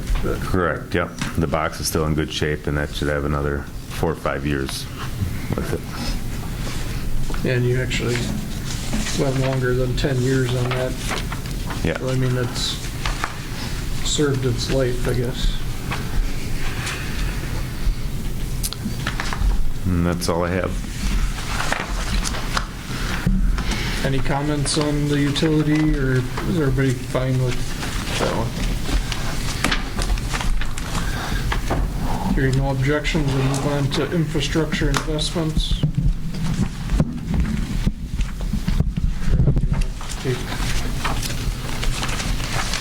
The first one on the list was a petition project that we carried forward from last year.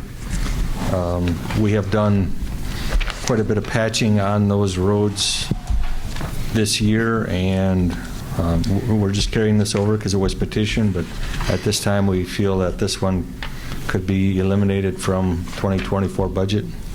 This Gephardt Park you're referring to? Yep. Gephardt Park isn't that old, I think in the 70s that was probably built. Does that sound about right? And, you know, the roads seem to be pretty fine. Imagine the utilities underneath, the sewer and water are in okay shape. Is that correct? Correct. The reason I bring it up is sometimes you schedule repair of the roads if the utilities also need work, and That's what not happened the on. case in this. That's what happened on Mickler Crest. We have several water main breaks there, and the sanitary was in bad shape. That's why when they petitioned for surface on there, we did the underground right away because it just made sense. Any questions on removing that one, or do you want to make a motion to remove that one? Yes, what would procedure be here to make a motion? Yep. I'd like the motion to eliminate this project from the 2024 budget and probably move it on to the 2025 budget for consideration. I'll second that. Have a motion and a second to remove the Gephardt Park area project.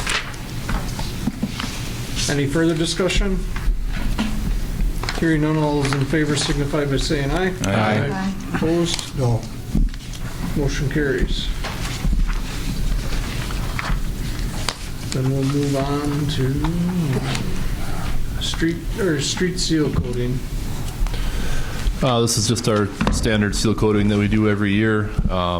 That second line in the description, I guess, shouldn't be there. That East Main project was the 23 project. We got that finished up. So the 24 list is pretty well set. It'll depend, the mileage we do depends on square footage price, but it will include continuing from where we left off at Kaler's Corner up Stuyvesant and on to First over to the roundabout, and then a mixture of other short sections of street.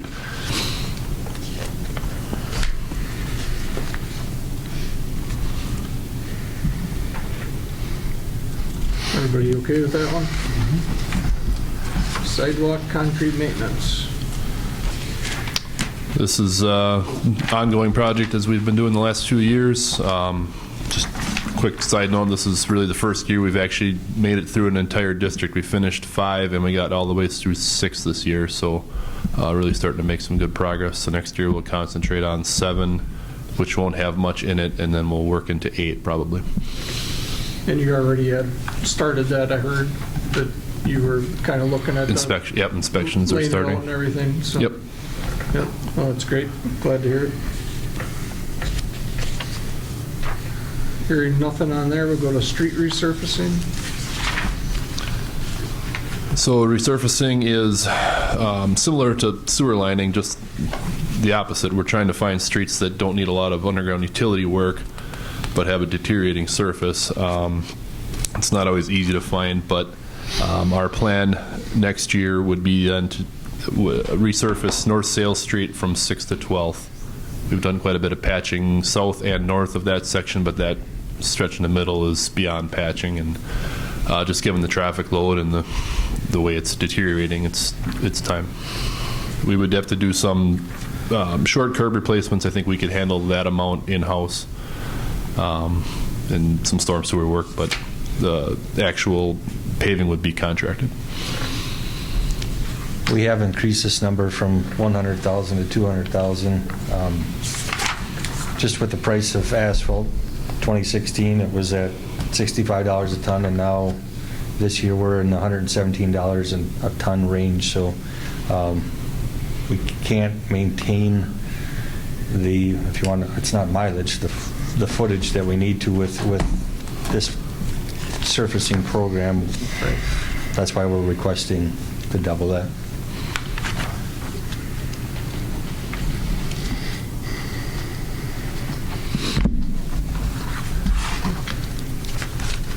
Without objection, we'll move on to infrastructure investments for 2024 budget. We did not approve the O'Day Street one that we had planned for this year. We're carrying that over. We have increased the cost estimate on there, and I'm confident that that will cover it with not foreseeing huge increases. Does anybody have any questions on O'Day Street? That would still go out for bid then at the time? Correct.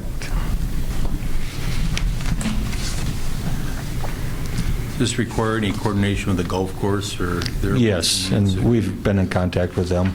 Do you have any suggestions, or does this involve any improvements like for golf carts or something? No, with their driveway, that's the apron was the only thing that they had requested, and that's normal on these projects. So Thank you. we will coordinate traffic flow. We're hoping that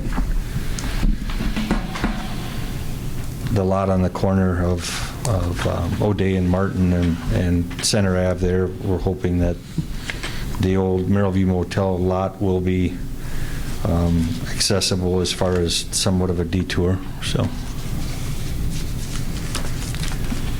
if you don't have any questions on that, we'll move on to the South Center Ave project that a portion of the road that we left go in 2017. We didn't do from Bergner Contract Carriers out to Joe Snow, and that's the stretch we're talking about here. Prices have, again, increased quite a bit, so that one's estimated at $550,000 for, there's probably, 2,000 feet of curb in that stretch, and then the blacktopping. So that is a large project, but it does need it. Heavily traveled. I've driven this stretch, and it doesn't look that bad to me. Could you maybe expand on what's wrong with it? Because I'm not seeing it. Oh, there's plenty of patch in there. If you look through that, it's maintenance. Yeah, that's one where the seal coat is basically popped off, and so now it's actually the asphalt's coming with it. So we do spend a considerable amount of time every spring putting patch in there and actually rolling it in. And the patch will hold up, quite a bit of the year. But if you look close at the drainage and the curb and gutter, it's deteriorating pretty quickly. I have to rely on your expertise, but driving around town, I have trouble on other roads, and I have to question what our priorities are. Right. Well, there's always that balance between, traffic load along with condition. Are there worse streets? Sure, but given the couple thousand cars a day on this one and its condition, I think that sometimes outweighs some of the, the side streets too. It is kind of a gateway into the city. I'm about to say there's several people I know that refuse to take 29 to Wausau. They'll take K instead, and that's obviously the gateway to there. So.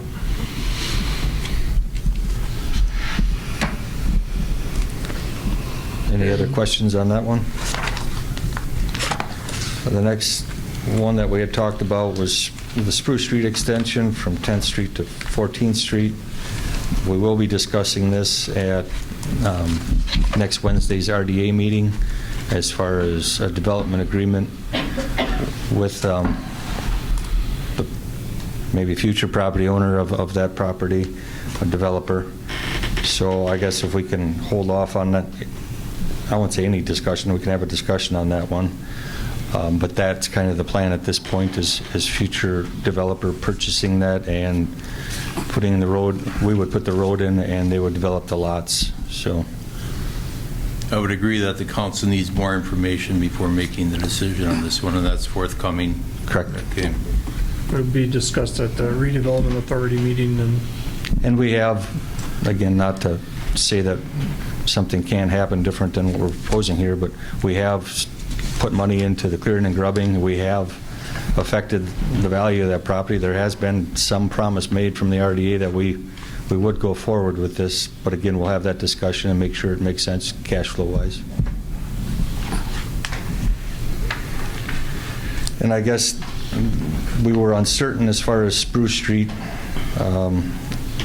If Spruce Street wouldn't have happened, or then we would consider State Street from Grand Ave to 10th Street, and I guess I would withdraw that project with the approval of Spruce Street extension. Again, we can wait till the next meeting on that, but that was kind of the reason we put it in there. Sure. And I guess from a fiscal standpoint, I think before you take on State Street, I would recommend that you just wait another year. Simply because I would like to get some of these other TIDs, get everything in a better fiscal position. And I guess one other project that you mentioned, Rod, was Grand Avenue. Maybe you want to highlight what your plan is on that one? I am going to be applying on the city's behalf for it's called a discretionary grant. It's over $100,000. That is a state road, and we'll apply for that. As far as the surface portion of that project, it'd be from State Street to Champaign Street. we are still responsible for the infrastructure underneath it. Well, we do have TID 11 that would be eligible for that, but again, like Kathy's saying, we should probably wait a year or two so the cash flow is sufficient to support that infrastructure improvement. I don't want to get on a soapbox here, but the TIDs have paid for a lot of infrastructure, and they are doing what they were designed to do, so I'll get off there. Question for the city engineer. I know you're scheduling roads, but given what you're proposing for this year and what you anticipate going forward, recently there was a petition submitted by numerous residents on River Street for sewer and water, and some of these pipes date back to the 1800s. Do you feel we're on schedule for probably redoing that or doing that project in 2025? 2025, we're looking at from Park Street to Kai Street. Break this up into two pieces. That would be in 25, and then the following year, 26, we would do the other. We do have a couple side road, like Kai Street, we would like Main to fix Street at that and down time. to Logan Street. Yep. Yeah, sure. And Okay, I just want to know that we're on track for that, because many No, citizens... that's one of our worst pieces of sewer and water, so we do have that in mind. Thank you.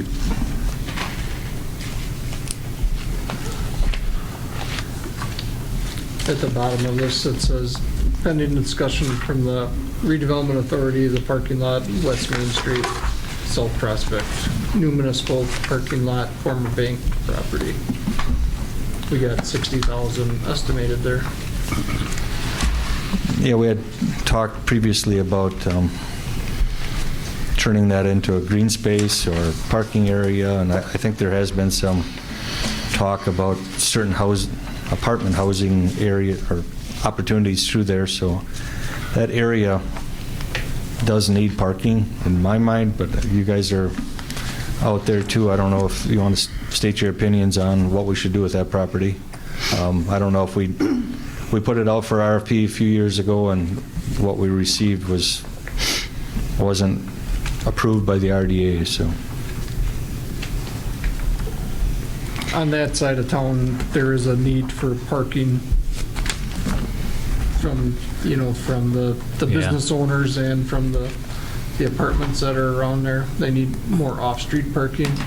If we made it a municipal lot, we could then do permit parking in there. And that's the way it would have to be, I guess, in my mind. Your Honor, my only comment to this is, and I don't want to speak out of turn, so there's potential for another parking lot in that area. I don't know if the council's aware of that or not, so that can be safe for closed session RDA, but. That would be a private parking lot.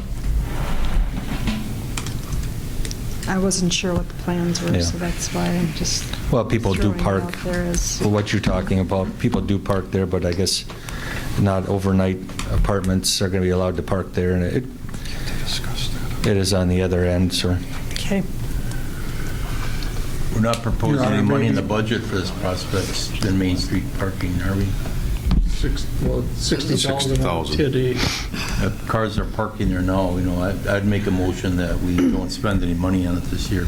It's an agenda item for the redevelopment authority next That's what it Wednesday. needs to be discussed, not. We do have to we have to topsoil it and turn it into green space. That's our ordinance. And anything that is being parked on has to be blacktop. So we're kind of breaking our own ordinance right now by allowing people to park in there. We should turn it back into green space or pave it, one of the two. Right. Your Honor, I think we should move on with the budget agenda, and that's going to get covered at the RDA meeting. Okay. We'll move on to city capital. Moving on, first item is a revaluation, and the bulk of that is going to be paid for by American Rescue Plan money that we're specifically reserved for that. And this is the contract with Bomar Appraisal.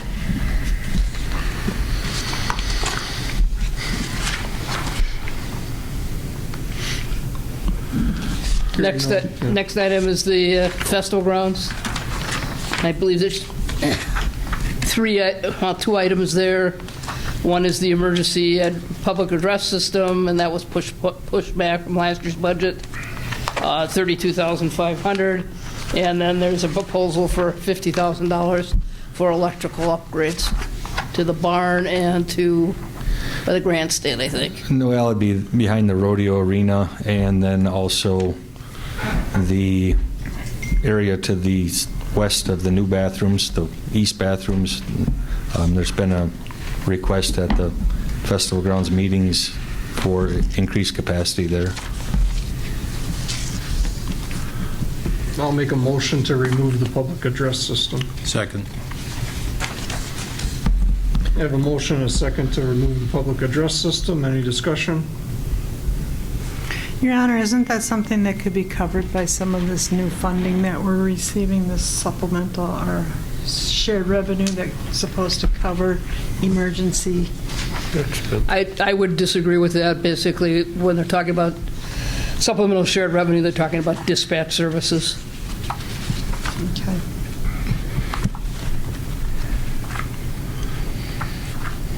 I guess what are we gonna do eventually to make this right? Because I know when during that tornado, obviously, yeah, that was not a fun time for a lot of people that were out there, and I guess I wouldn't want to get into that situation again. I recall being there, and I believe the siren was going off right there in front of at the highway department, so I don't know what louder of a notification you want than that. I'm not disagreeing with that. That was definitely loud and obnoxious, but it, Yeah, I would think that that would be the signal to move. Of course, I myself, didn't. but yeah, I was about to say a lot of people didn't though, so that was kind of the. oh, I agree, but I mean, is anybody going to listen to somebody coming across the public address system then if they're not paying attention to I mean, you would hope. tornado But siren? I mean, I'm not disagreeing. Honestly, I don't think it's gonna. I don't think it's gonna do what we think it's going to do, and I'd like to err on the side of caution too. But $32,000 is. No, I'm not disagreeing with taking it out this year. I just would like to see it eventually get done. So Right. that's. That and future numbers for the fence around that, I think the 60,000 is very low. We're gonna try to come up with a recommended fence and then get a price for it so we can address that properly. That's not for this, for 2024. No, I said 2026, that 60,000, that's low. That's another discussion. Yep, just for information. So we have a motion and a second to remove the public address system at the fairgrounds. Any further discussion? Hearing none, all those in favor signify by saying aye. Aye. Opposed? Motion Aye. carries. Your Honor? Yep. Last year, we had funds included in this budget for a campground at the festival grounds, and it's not included. This year, are we prepared to? I'm waiting to hear back from the county for the request that I submitted to them for $90,000. Okay, so we may get assistance with that or possibly full funding, but I will address that with Renee Krieger tomorrow. Find out what's going on with it. And I'll bring it back to the next budget meeting if we have to. If we don't get it, he goes back, like, we can bring it back. That's what he's. yeah, on a timely basis, that's my concern. I plan on contacting her tomorrow. And then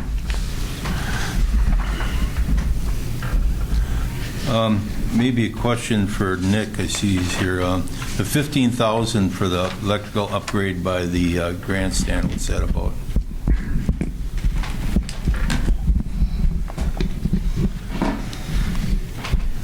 Rod touched on that a little bit. They were talking about how they, the rodeo would like to see power out in front for horse trailers and for various other things that happen on that side of the.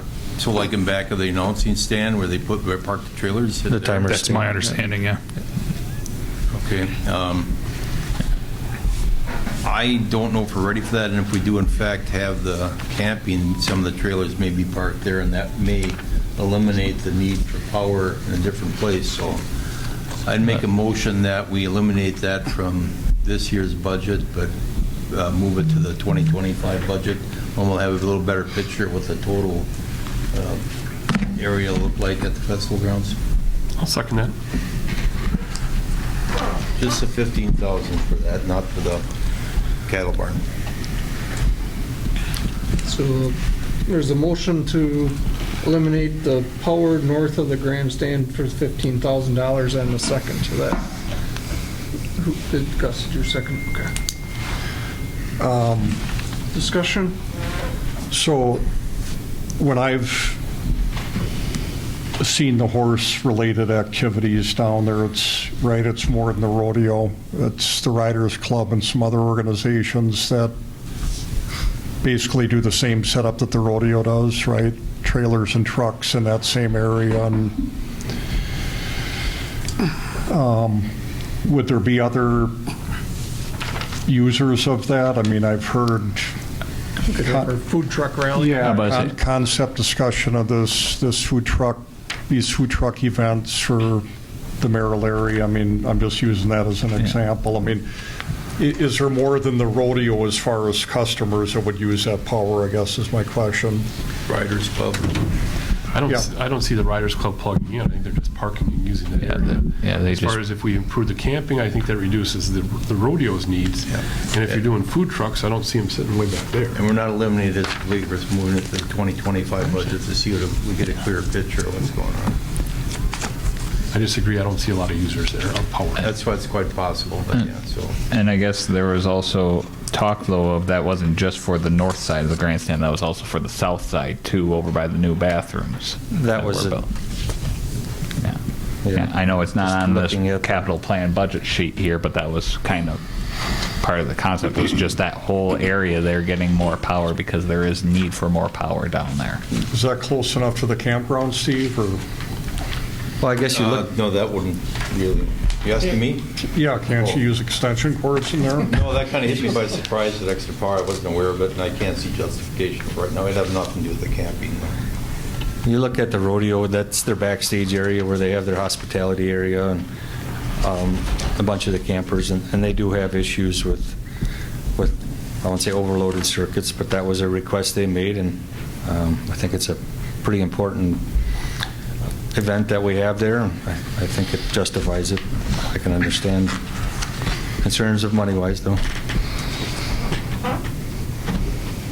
And we're not blowing it off completely. We're just delaying it for future considerations. So at this point, we have a motion and a second to remove the power north of the grandstand as stated at $15,000. If no further discussion, all those in favor signify by saying aye. Aye. Opposed? Aye. I have to do a roll call. Tom, could you do that, please? Or do you want me to? I can. The question is to eliminate the power north of the grandstand? Correct. And the motion is to eliminate? Correct. Mr. Savatke? Aye. Excuse me, Mr. Wakes? No. Excuse me, Mr. Rick? No. Mr. Lupton? Aye. I should go this way. Let's Ladonna, Ms. Firmenich, excuse me. Aye. Mr. Meyer? No. Mr. Kaler? Aye. Mr. Russell? Name. What do you got? 4-4? 4-4. Mr. Mayor? Mayor votes no. Motion fails.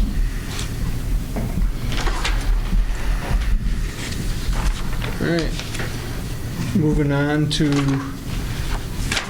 library carpet replacement. We have an email stating that it'd be the first floor only, and it would be a cost of $53.50. Is that correct, Lori? Yes, that's correct. Make a motion to amend the expenditure request from $125,000 to $5,350. Second. Discussion? Go ahead. And the intention is to replace the other floors in the future, and you have a schedule? That is correct. You'll come up with a schedule at some... Yes. Okay, thank you. So the motion was to reduce the budget to $53.50 for the first floor. Is that correct, Mr. Gaylor? Correct. Are you writing? Motion to... Any further discussion? Hearing none, all those in favor signify by saying aye. Aye. Opposed? No. Motion carries.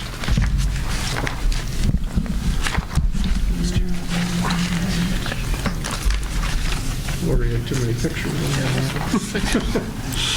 But I would say it won't be that pattern at all, will it? Okay, we got Otts Park Dock Boat Landing is next. Okay, that's me. I'm back. Wake up, Dan. I'm losing my sit-still ability. Well, Otts Park Dock Boat Landing, we are most likely going to get dock as provided by ARPA through Lincoln County. That'll be the dock combination with the kayak lift. I'd like to keep this same number in there though, because we do have to redo the entire boat launch itself. It is in poor shape. This has been on here for a number of different years. Hopefully we can get at least 5 thumbs up. Questions?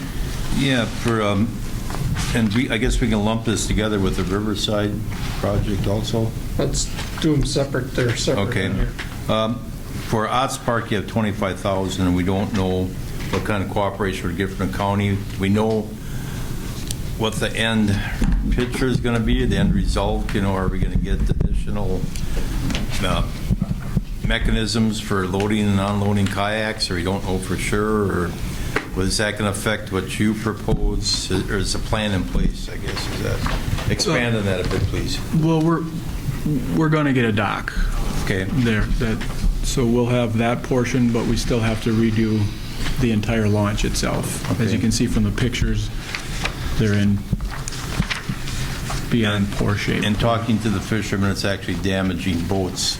And trailers. Oh yeah, it's terrible. Okay. I want to add to the council that the county is looking at, and there's some funds available. Believe it or not, kayaks and canoes are considered transportation, so the funds are for transportation. And I assume Dan is working together with the county, and we have some pretty exciting things going on there for recreation, and expand into advertising for kayaker groups to come in from all over, and canoers, and so it's going to be a marketing concept also, I think. So yeah, I highly recommend this, but if you don't use the whole 25,000, what happens to the balance? We don't borrow for it. Yeah, it'll just be borrowed, so we'll use what we can. We'll probably be fairly close by the time we're done, like I said, because we do have to completely redo that entire approach and the launch itself. Okay, thank you. Yep. Dan, I got a question. That $25,000, that is for both the dock and the boat landing, or just the boat landing itself? Just the boat launch. Okay. This is boat launch. Because we are fortunate enough, like Alderman Sabaki said, to have good partners at Lincoln County to help us provide a dock and a canoe. That's fine. Yeah. In the interest of time, can I just make a motion here to do some stuff here? I make a motion to keep the Otts Park Boat Landing, the Riverside Dock, fixing the Nicholas Bridge and the table and chairs at the Smith Center, and remove the rest. Second. Can you repeat that, please? Otts Park Boat Landing stays, Riverside Dock stays, Nicholas Bridge repair stays, and table and chairs stay. The rest get removed. Define what the rest are, please, the removals. We should have read that. Basketball court, decking and rails on Prairie Trails Bridge, all park entrance signs, finishing concrete around shelters, Riverside Otts normal staying. That's what I saw. Thank you. So, C14. Under the C is 14. yeah. I'm being Packet 126, Paul. There you go. Your Honor, Yes, may I jump in? sure. For the Nicholas Bridge, Oh, hang on, do we get, I had a second. Yeah. Okay, go ahead, I'm sorry. okay.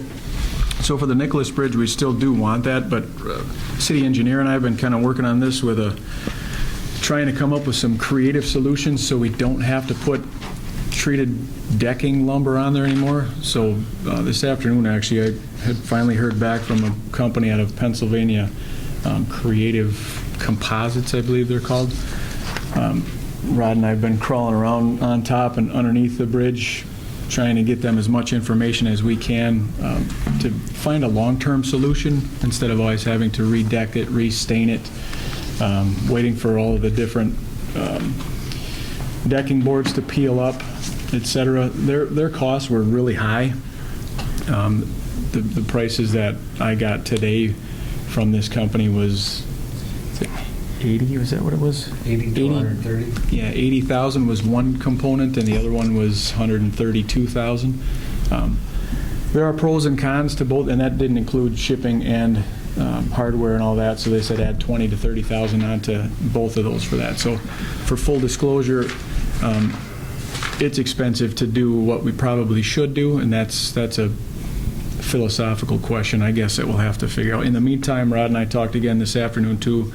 If you don't mind keeping that in there, scratch the price out. We'll try and find a way that we can, whether it's Spancrete from a local company or something like that, find a way to make it longer term, but not as expensive as Creative Composites. So keep the Nicholas Bridge at the 50. For discussion. This is Nicholas. Yeah. Right. So the Nicholas Bridge we had at 50,000. Yeah. Just leave And it there. I said to keep that in. Leave it there. Yeah, I was just, for full disclosure, I was going to tell you that you may wiggle it, maybe it's up a little bit, maybe it's down, but I would rather not replace it with decking. We're going to try to refine that number in the next week and a half here. So if we can get something for that 50,000 that's going to last, otherwise we'll remove it until 25. Okay. Or we just take 50 and we do what we can for 50. What's included? So We'll take yeses, whatever yeses we can take. Yes is good. So the motion on the second is to include Otts Park Boat Landing, Riverside Dock, Nicholas Bridge repairs, and table and chairs at the Mark. Any further discussion? Streeter? Table and chairs at the Mark because they haven't been replaced since the Mark was put in. Is that correct, Dan? Yeah, we've been, what we can afford, we take a table or two here or there, but we're never getting caught up. We've got some stuff that shouldn't be put out there to the public. Correct. And then the older items from Mark will go to the Agri Pavilion. Yeah, if we have some, no, well, there's some that we have been kind of doing that when we have to on an emergency basis, but this way we could have there's some of the stuff that should be thrown out, we can throw out and then refresh. Basically, I think if I added it up correctly, it was about 100,000 in and 100,000 out. So I split the requests. In my mind, I think it's fair, and but that's up to you guys to decide. Hearing no further discussion, all those in favor signify by saying aye. Aye. Aye. Opposed? Motion carries. Save this. City Hall, there are 3 items. Yep. Nick, do you want to?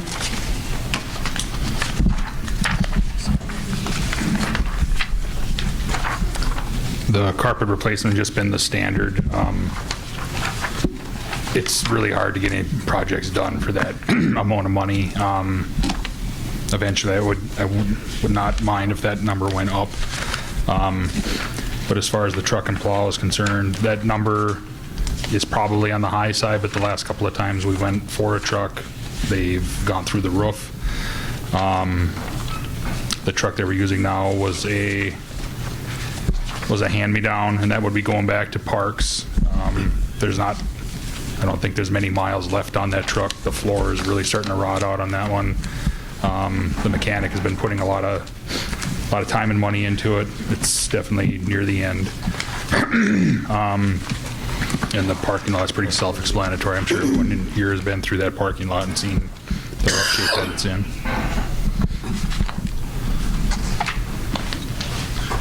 how much would it cost if we split that parking lot between 2 years? 25-25? Probably 30-20. 30 here. In my opinion, the north one is the bigger concern. Dustin has some concerns with the one over here. They're both not great, but I'll make a motion, reduce the paving to $30,000 for the north lot. I'm sorry, Hold what's on a this? second here. The north one we have at 50, and the west one we have at 30. 30, yeah. And they're split up between 24 and 25. So we shouldn't be talking about the west lot with the pictures. Correct. You're This is right. just for the north lot then? Yep. I may have no motion. You withdraw your motion? I never made it. Apparently, they have pictures of the west lot, but it's not being replaced. It says for 2025. I included the pictures because he had all the pictures so that you could see what the conditions were. And they're beautiful pictures. I don't know about that. All right, moving on. If there's no discussion on that, no further discussion to the IT. Dustin, wanna come on up? Is this the one you're doing the briefing on? Dustin is, You want to just play the video of your meeting this morning? Did you have a question? my hearing aids are in, I couldn't hear Paul, but something wrong with their microphones, I think, Dustin. Don't say that. We just got 'em. There's nothing wrong. Don't thank me. Number one, I had migrating email to the cloud. Biggest concern with that is our current email server is about 10 years old, going on 11. It has security concerns. The biggest concern with, I guess, everything on this list comes back to compliance, insurance type of things. Like we don't qualify for certain cyber security liabilities and whatnot with that. The goal is to move to the cloud. A lot of products and softwares are just becoming cloud-based. That's a trend everywhere. On-premise is actually a thing of the past, and I've talked with a lot of other IT professionals. That just seems to be, nobody's doing on-premise anymore. It's not a cost saving really to do on-premise, but we can reduce our server footprint here in the building with that, going to the cloud. The firewall upgrade would be number 2. Security, again, compliance, insurance type of things. We don't have what's called a next-gen firewall. It has a lot more to do with denying hackers and ransomware and all that other stuff.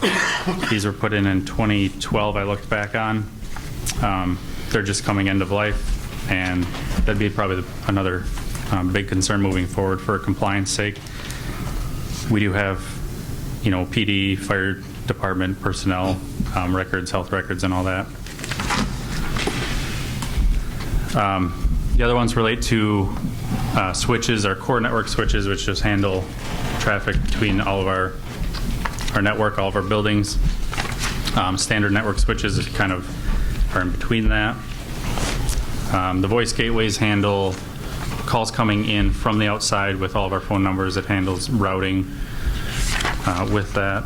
And then security cameras, that's another aging system. We're about 10, 11 years old as well. The camera quality is not great. A lot of the cameras tend to need to be rebooted fairly often to maintain an accurate recording. Sometimes they just go black. You have to restart them. You have to refocus them, all that kind of stuff. So it takes more time to maintain what we have for that. So, questions? Yes, this is, you're requesting $960,000. No. Mike? No. 620. Yeah, 620, Steve. Okay, I didn't have my glasses on quite yet. Anyway, that's like almost, it's a lot of money. I'd like to remind the council that, when we first put in the fiber optic lines, that was about $1 million. Last year, we did $250,000 for backup, is that correct? For the fiber optics.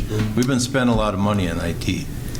Okay, generally speaking. And my question to you is, could you, like department heads, kind of stretch out the pain of this investment over a few years and maybe prioritize what you need in 2024, 2025, 2026? Priority list is on the first sheet. I have. They're labeled 1 through I didn't 6. get the update on that. Oh, Page C55. I'm about to say, it's C55 to Steve's point, Dustin, it does say that everything would like to be done 2024. But Yeah. to what Dustin's point basically is a lot of this stuff is at the end of life. And just from my experience, if it's at end of life, it could die tomorrow and then we are Right, at the mercy of up the creek, basically. So, but I guess I will make a motion to remove the voice gates and security cameras and push those off to 2025.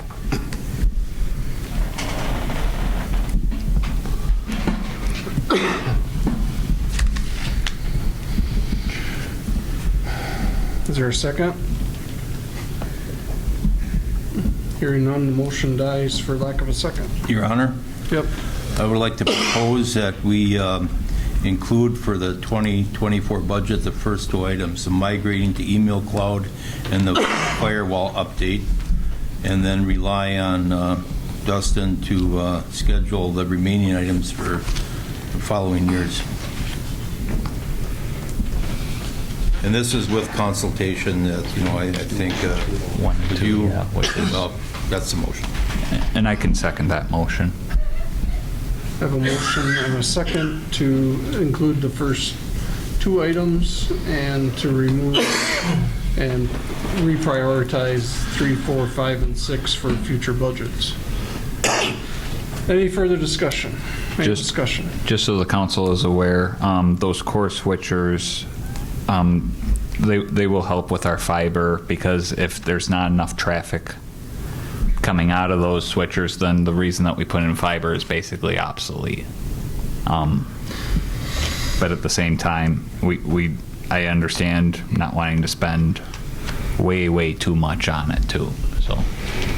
And to clarify, the core networking switches, while that would improve our network as a whole in very many aspects, the fiber was, that's saving us over, I think it was over $6,000 a month in just spectrum fees. Yeah.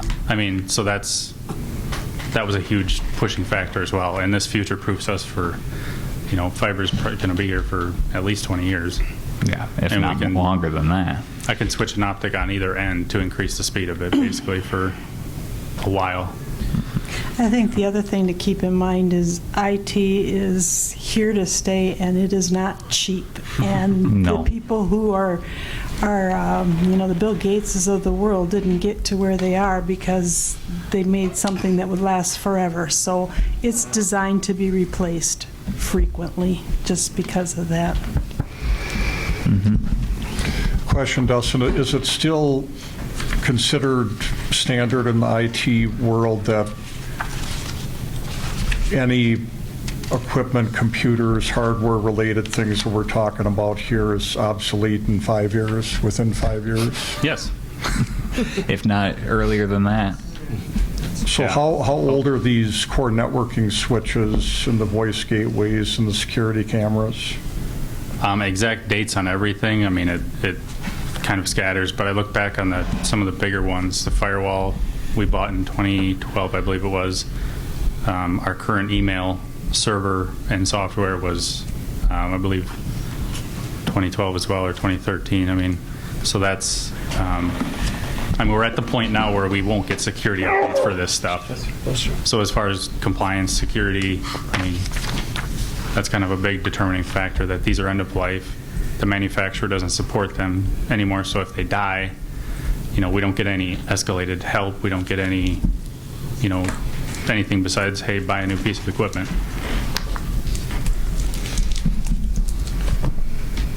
Any further discussion? Hearing none, all those in favor signify by saying aye. Aye. Opposed? Aye. Aye. Tom? Roll call. All right. And the motion to would be keep numbers 1 and 2 and delete the rest. Correct. Mr. Sabatky. Aye. Mr. Wikes? No. Mr. Rick? No. Excuse me, Mr. Lupton? No. Ms. Furmanek? No. Mr. Meyer? No. Mr. Kaler? Aye. Mr. Russell? No.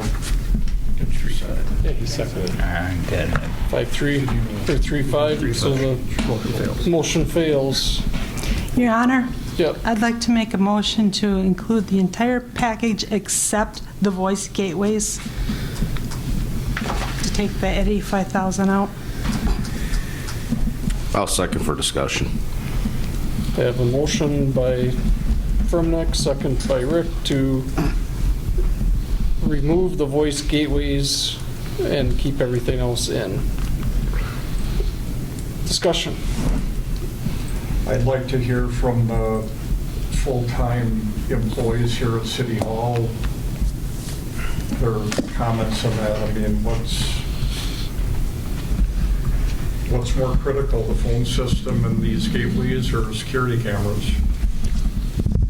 My opinion is we trust Dustin for those decisions, and I would rely on whatever his priority list is.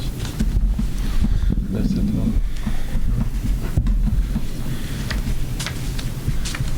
We are moving to a phone tree, but that's not going to help with the voice gateways, or the little that I know about this stuff, so. But I think it personally, I'm not for spending a bunch of money, but this stuff, we need to do it. And it's not going to get any cheaper. And we're at the end of the life cycle of this equipment. And if we don't do it, we're going to be forced to do it. And then we're going to be taking all the general fund, and nobody likes to do that. There, I'll get off my soapbox. Dustin, I believe you said that the voice gateway was still compatible right now, that could be pushed out for a year when I had asked questions of you. Is that correct, or? Yeah, I mean, I can do everything in my power to make it work with what we have. The gateways will not lose compatibility in any way. Between City Hall and Fire Station, that's where our phone lines come in. Every other location that has these gateways is for emergency services and locations. If they dial 911 at, say, the airport, we don't want the dispatch to say, hey, it's coming from City Hall. Dispatch can see where it's coming from. It can route calls if the network dies for whatever reason out there. They would still have a route for just a plain phone line out there, so they can actually use it, emergency related again.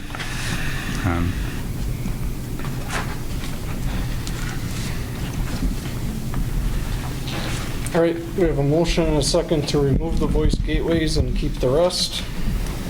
Any further discussion? Hearing none, all those in favor signify by saying aye. Aye. Opposed? No. Sounds like it carried. It's a 6-2. Carried. Request roll call. Here that said no. Okay. Requesting roll call. Yeah, do a roll call, Tom. So. All right, we'll go there. Mr. Lupton? No. Pardon me, I got a dooby here, all right? Mr. Rick? No. Mr. Wikes? Aye. Mr. Sabaki? No. Ms. Furmanek? Aye. Mr. Meyer? Aye. Mr. Kaler? Aye. Mr. Russell? Nay. 4. Aye. So all will be included except number 5. Yep.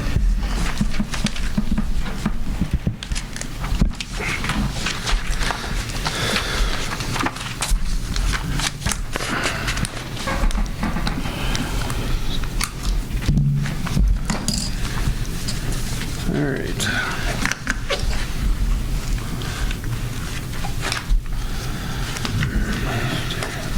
Next up would be the police. Yep, I'm trying to get there right now. All right, police projects, or projects by funding source, police. We have police vehicles and equipment, $40,000 for a squad this year. Is that correct, Corey? Yep, we reduced this down to one squad request again this year. However, at the time that this gets replaced, we're probably going to exceed our normal mileages on that particular squad car. But it's been doing good so far, so. I have a question. Yep. $40,000 for the replacement of the Ford F-150. Yep, it's not going to buy another truck, though, just so you know. We're not going to buy another F-150. It won't touch that. Okay. Have you budgeted for a proposed, I mean, you're probably on Wisconsin surplus as we speak, but, I mean, are you putting in there what you think you might get in for value of that truck? No, so anything that we sell those vehicles for goes back into a non-lapsing, which helps us then upfit those cars from that point forward and replace things like light bars. Right, but I'm saying it's not a priority that you have that money in your pocket already. What I'm saying is I think you should keep that Ford truck, because I think that if you're not going to replace it, you should at least have the ability to have it, because I think that truck is an asset to the city from what I've seen over the years, at least for its capability for providing equipment and whatnot. It could be we then have to upfit completely a whole nother squad car. So we do a lot of transferring of equipment. Right. So there's going to be an extra cost in doing that. Right, but I mean, if you kept the light bar and the radio, you about it. No, there's more. We transfer quite a bit more. And then we lose out on that resale too, because it doesn't feed the non-lapsing fund. I get it. That helps us upfit those cars, and that's like another $8,000 to $10,000 on top, aside from any equipment we have to buy. So I would like to see you look at that anyways. But if the prices didn't skyrocket like they did, I would be all for it. But we're having trouble coming up with enough to buy squads now.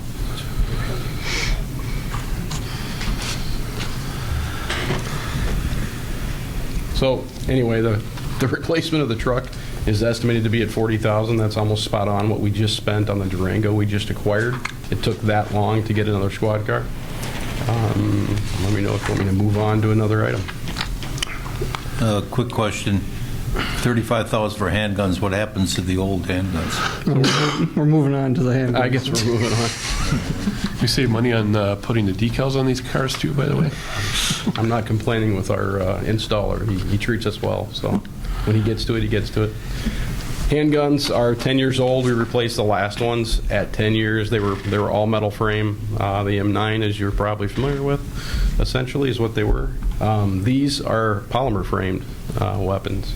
So they have lived their life cycle. We did rebuild them halfway through their life cycle, and it's time to replace them. I do think, though, even though we're asking for the replacement cost that we experienced last time, I do think the resale on our existing weapons is going to be high. We're going to put those on surplus auctions. That's what I thought. I think we'll do well with it. So I don't expect that total amount to be the actual expense. What new weapons are you looking at? Handguns? The group decision, and I left it with them on caliber, is they want to go back to 9mm. So we're down to Glock probably, and maybe Smith at this point. But do you have a preference? You want me to tell everyone, or? I'll talk about it at a different juncture. We trust the group. You're not going to put it through a wall, but go ahead.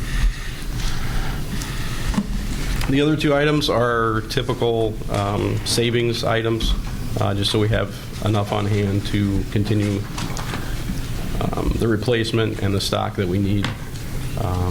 With the capital purchase, we may not need the bulk ammo, so we'll see how that rolls out. We may be able to turn that back. And the K9 is just savings and kind of the city's contribution to that program.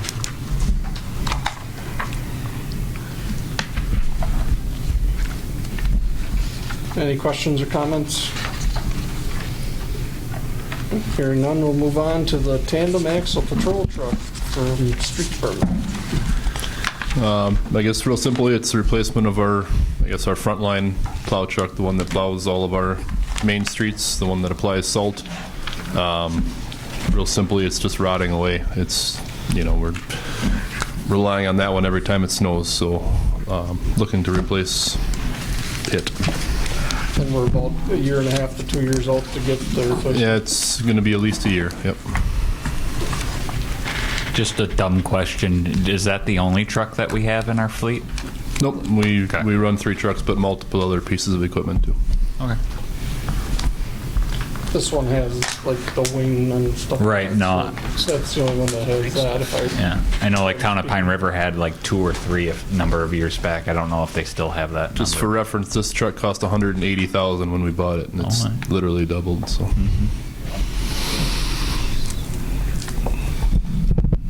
Any discussion on that? Just like to say the department has been very reasonable, and I think we can move on this one also. All right. Okay, hearing none. Establish next meeting. That was going to be the Monday, the 16th of October, I believe. Right. Gus, you're going to be back? Everybody back. Monday, October 16th, 6 o'clock. I entertain a motion to adjourn. So moved. Second. Got a motion, a second to adjourn. All those in favor signify by saying aye. Aye. Opposed, we are adjourned. Thank you.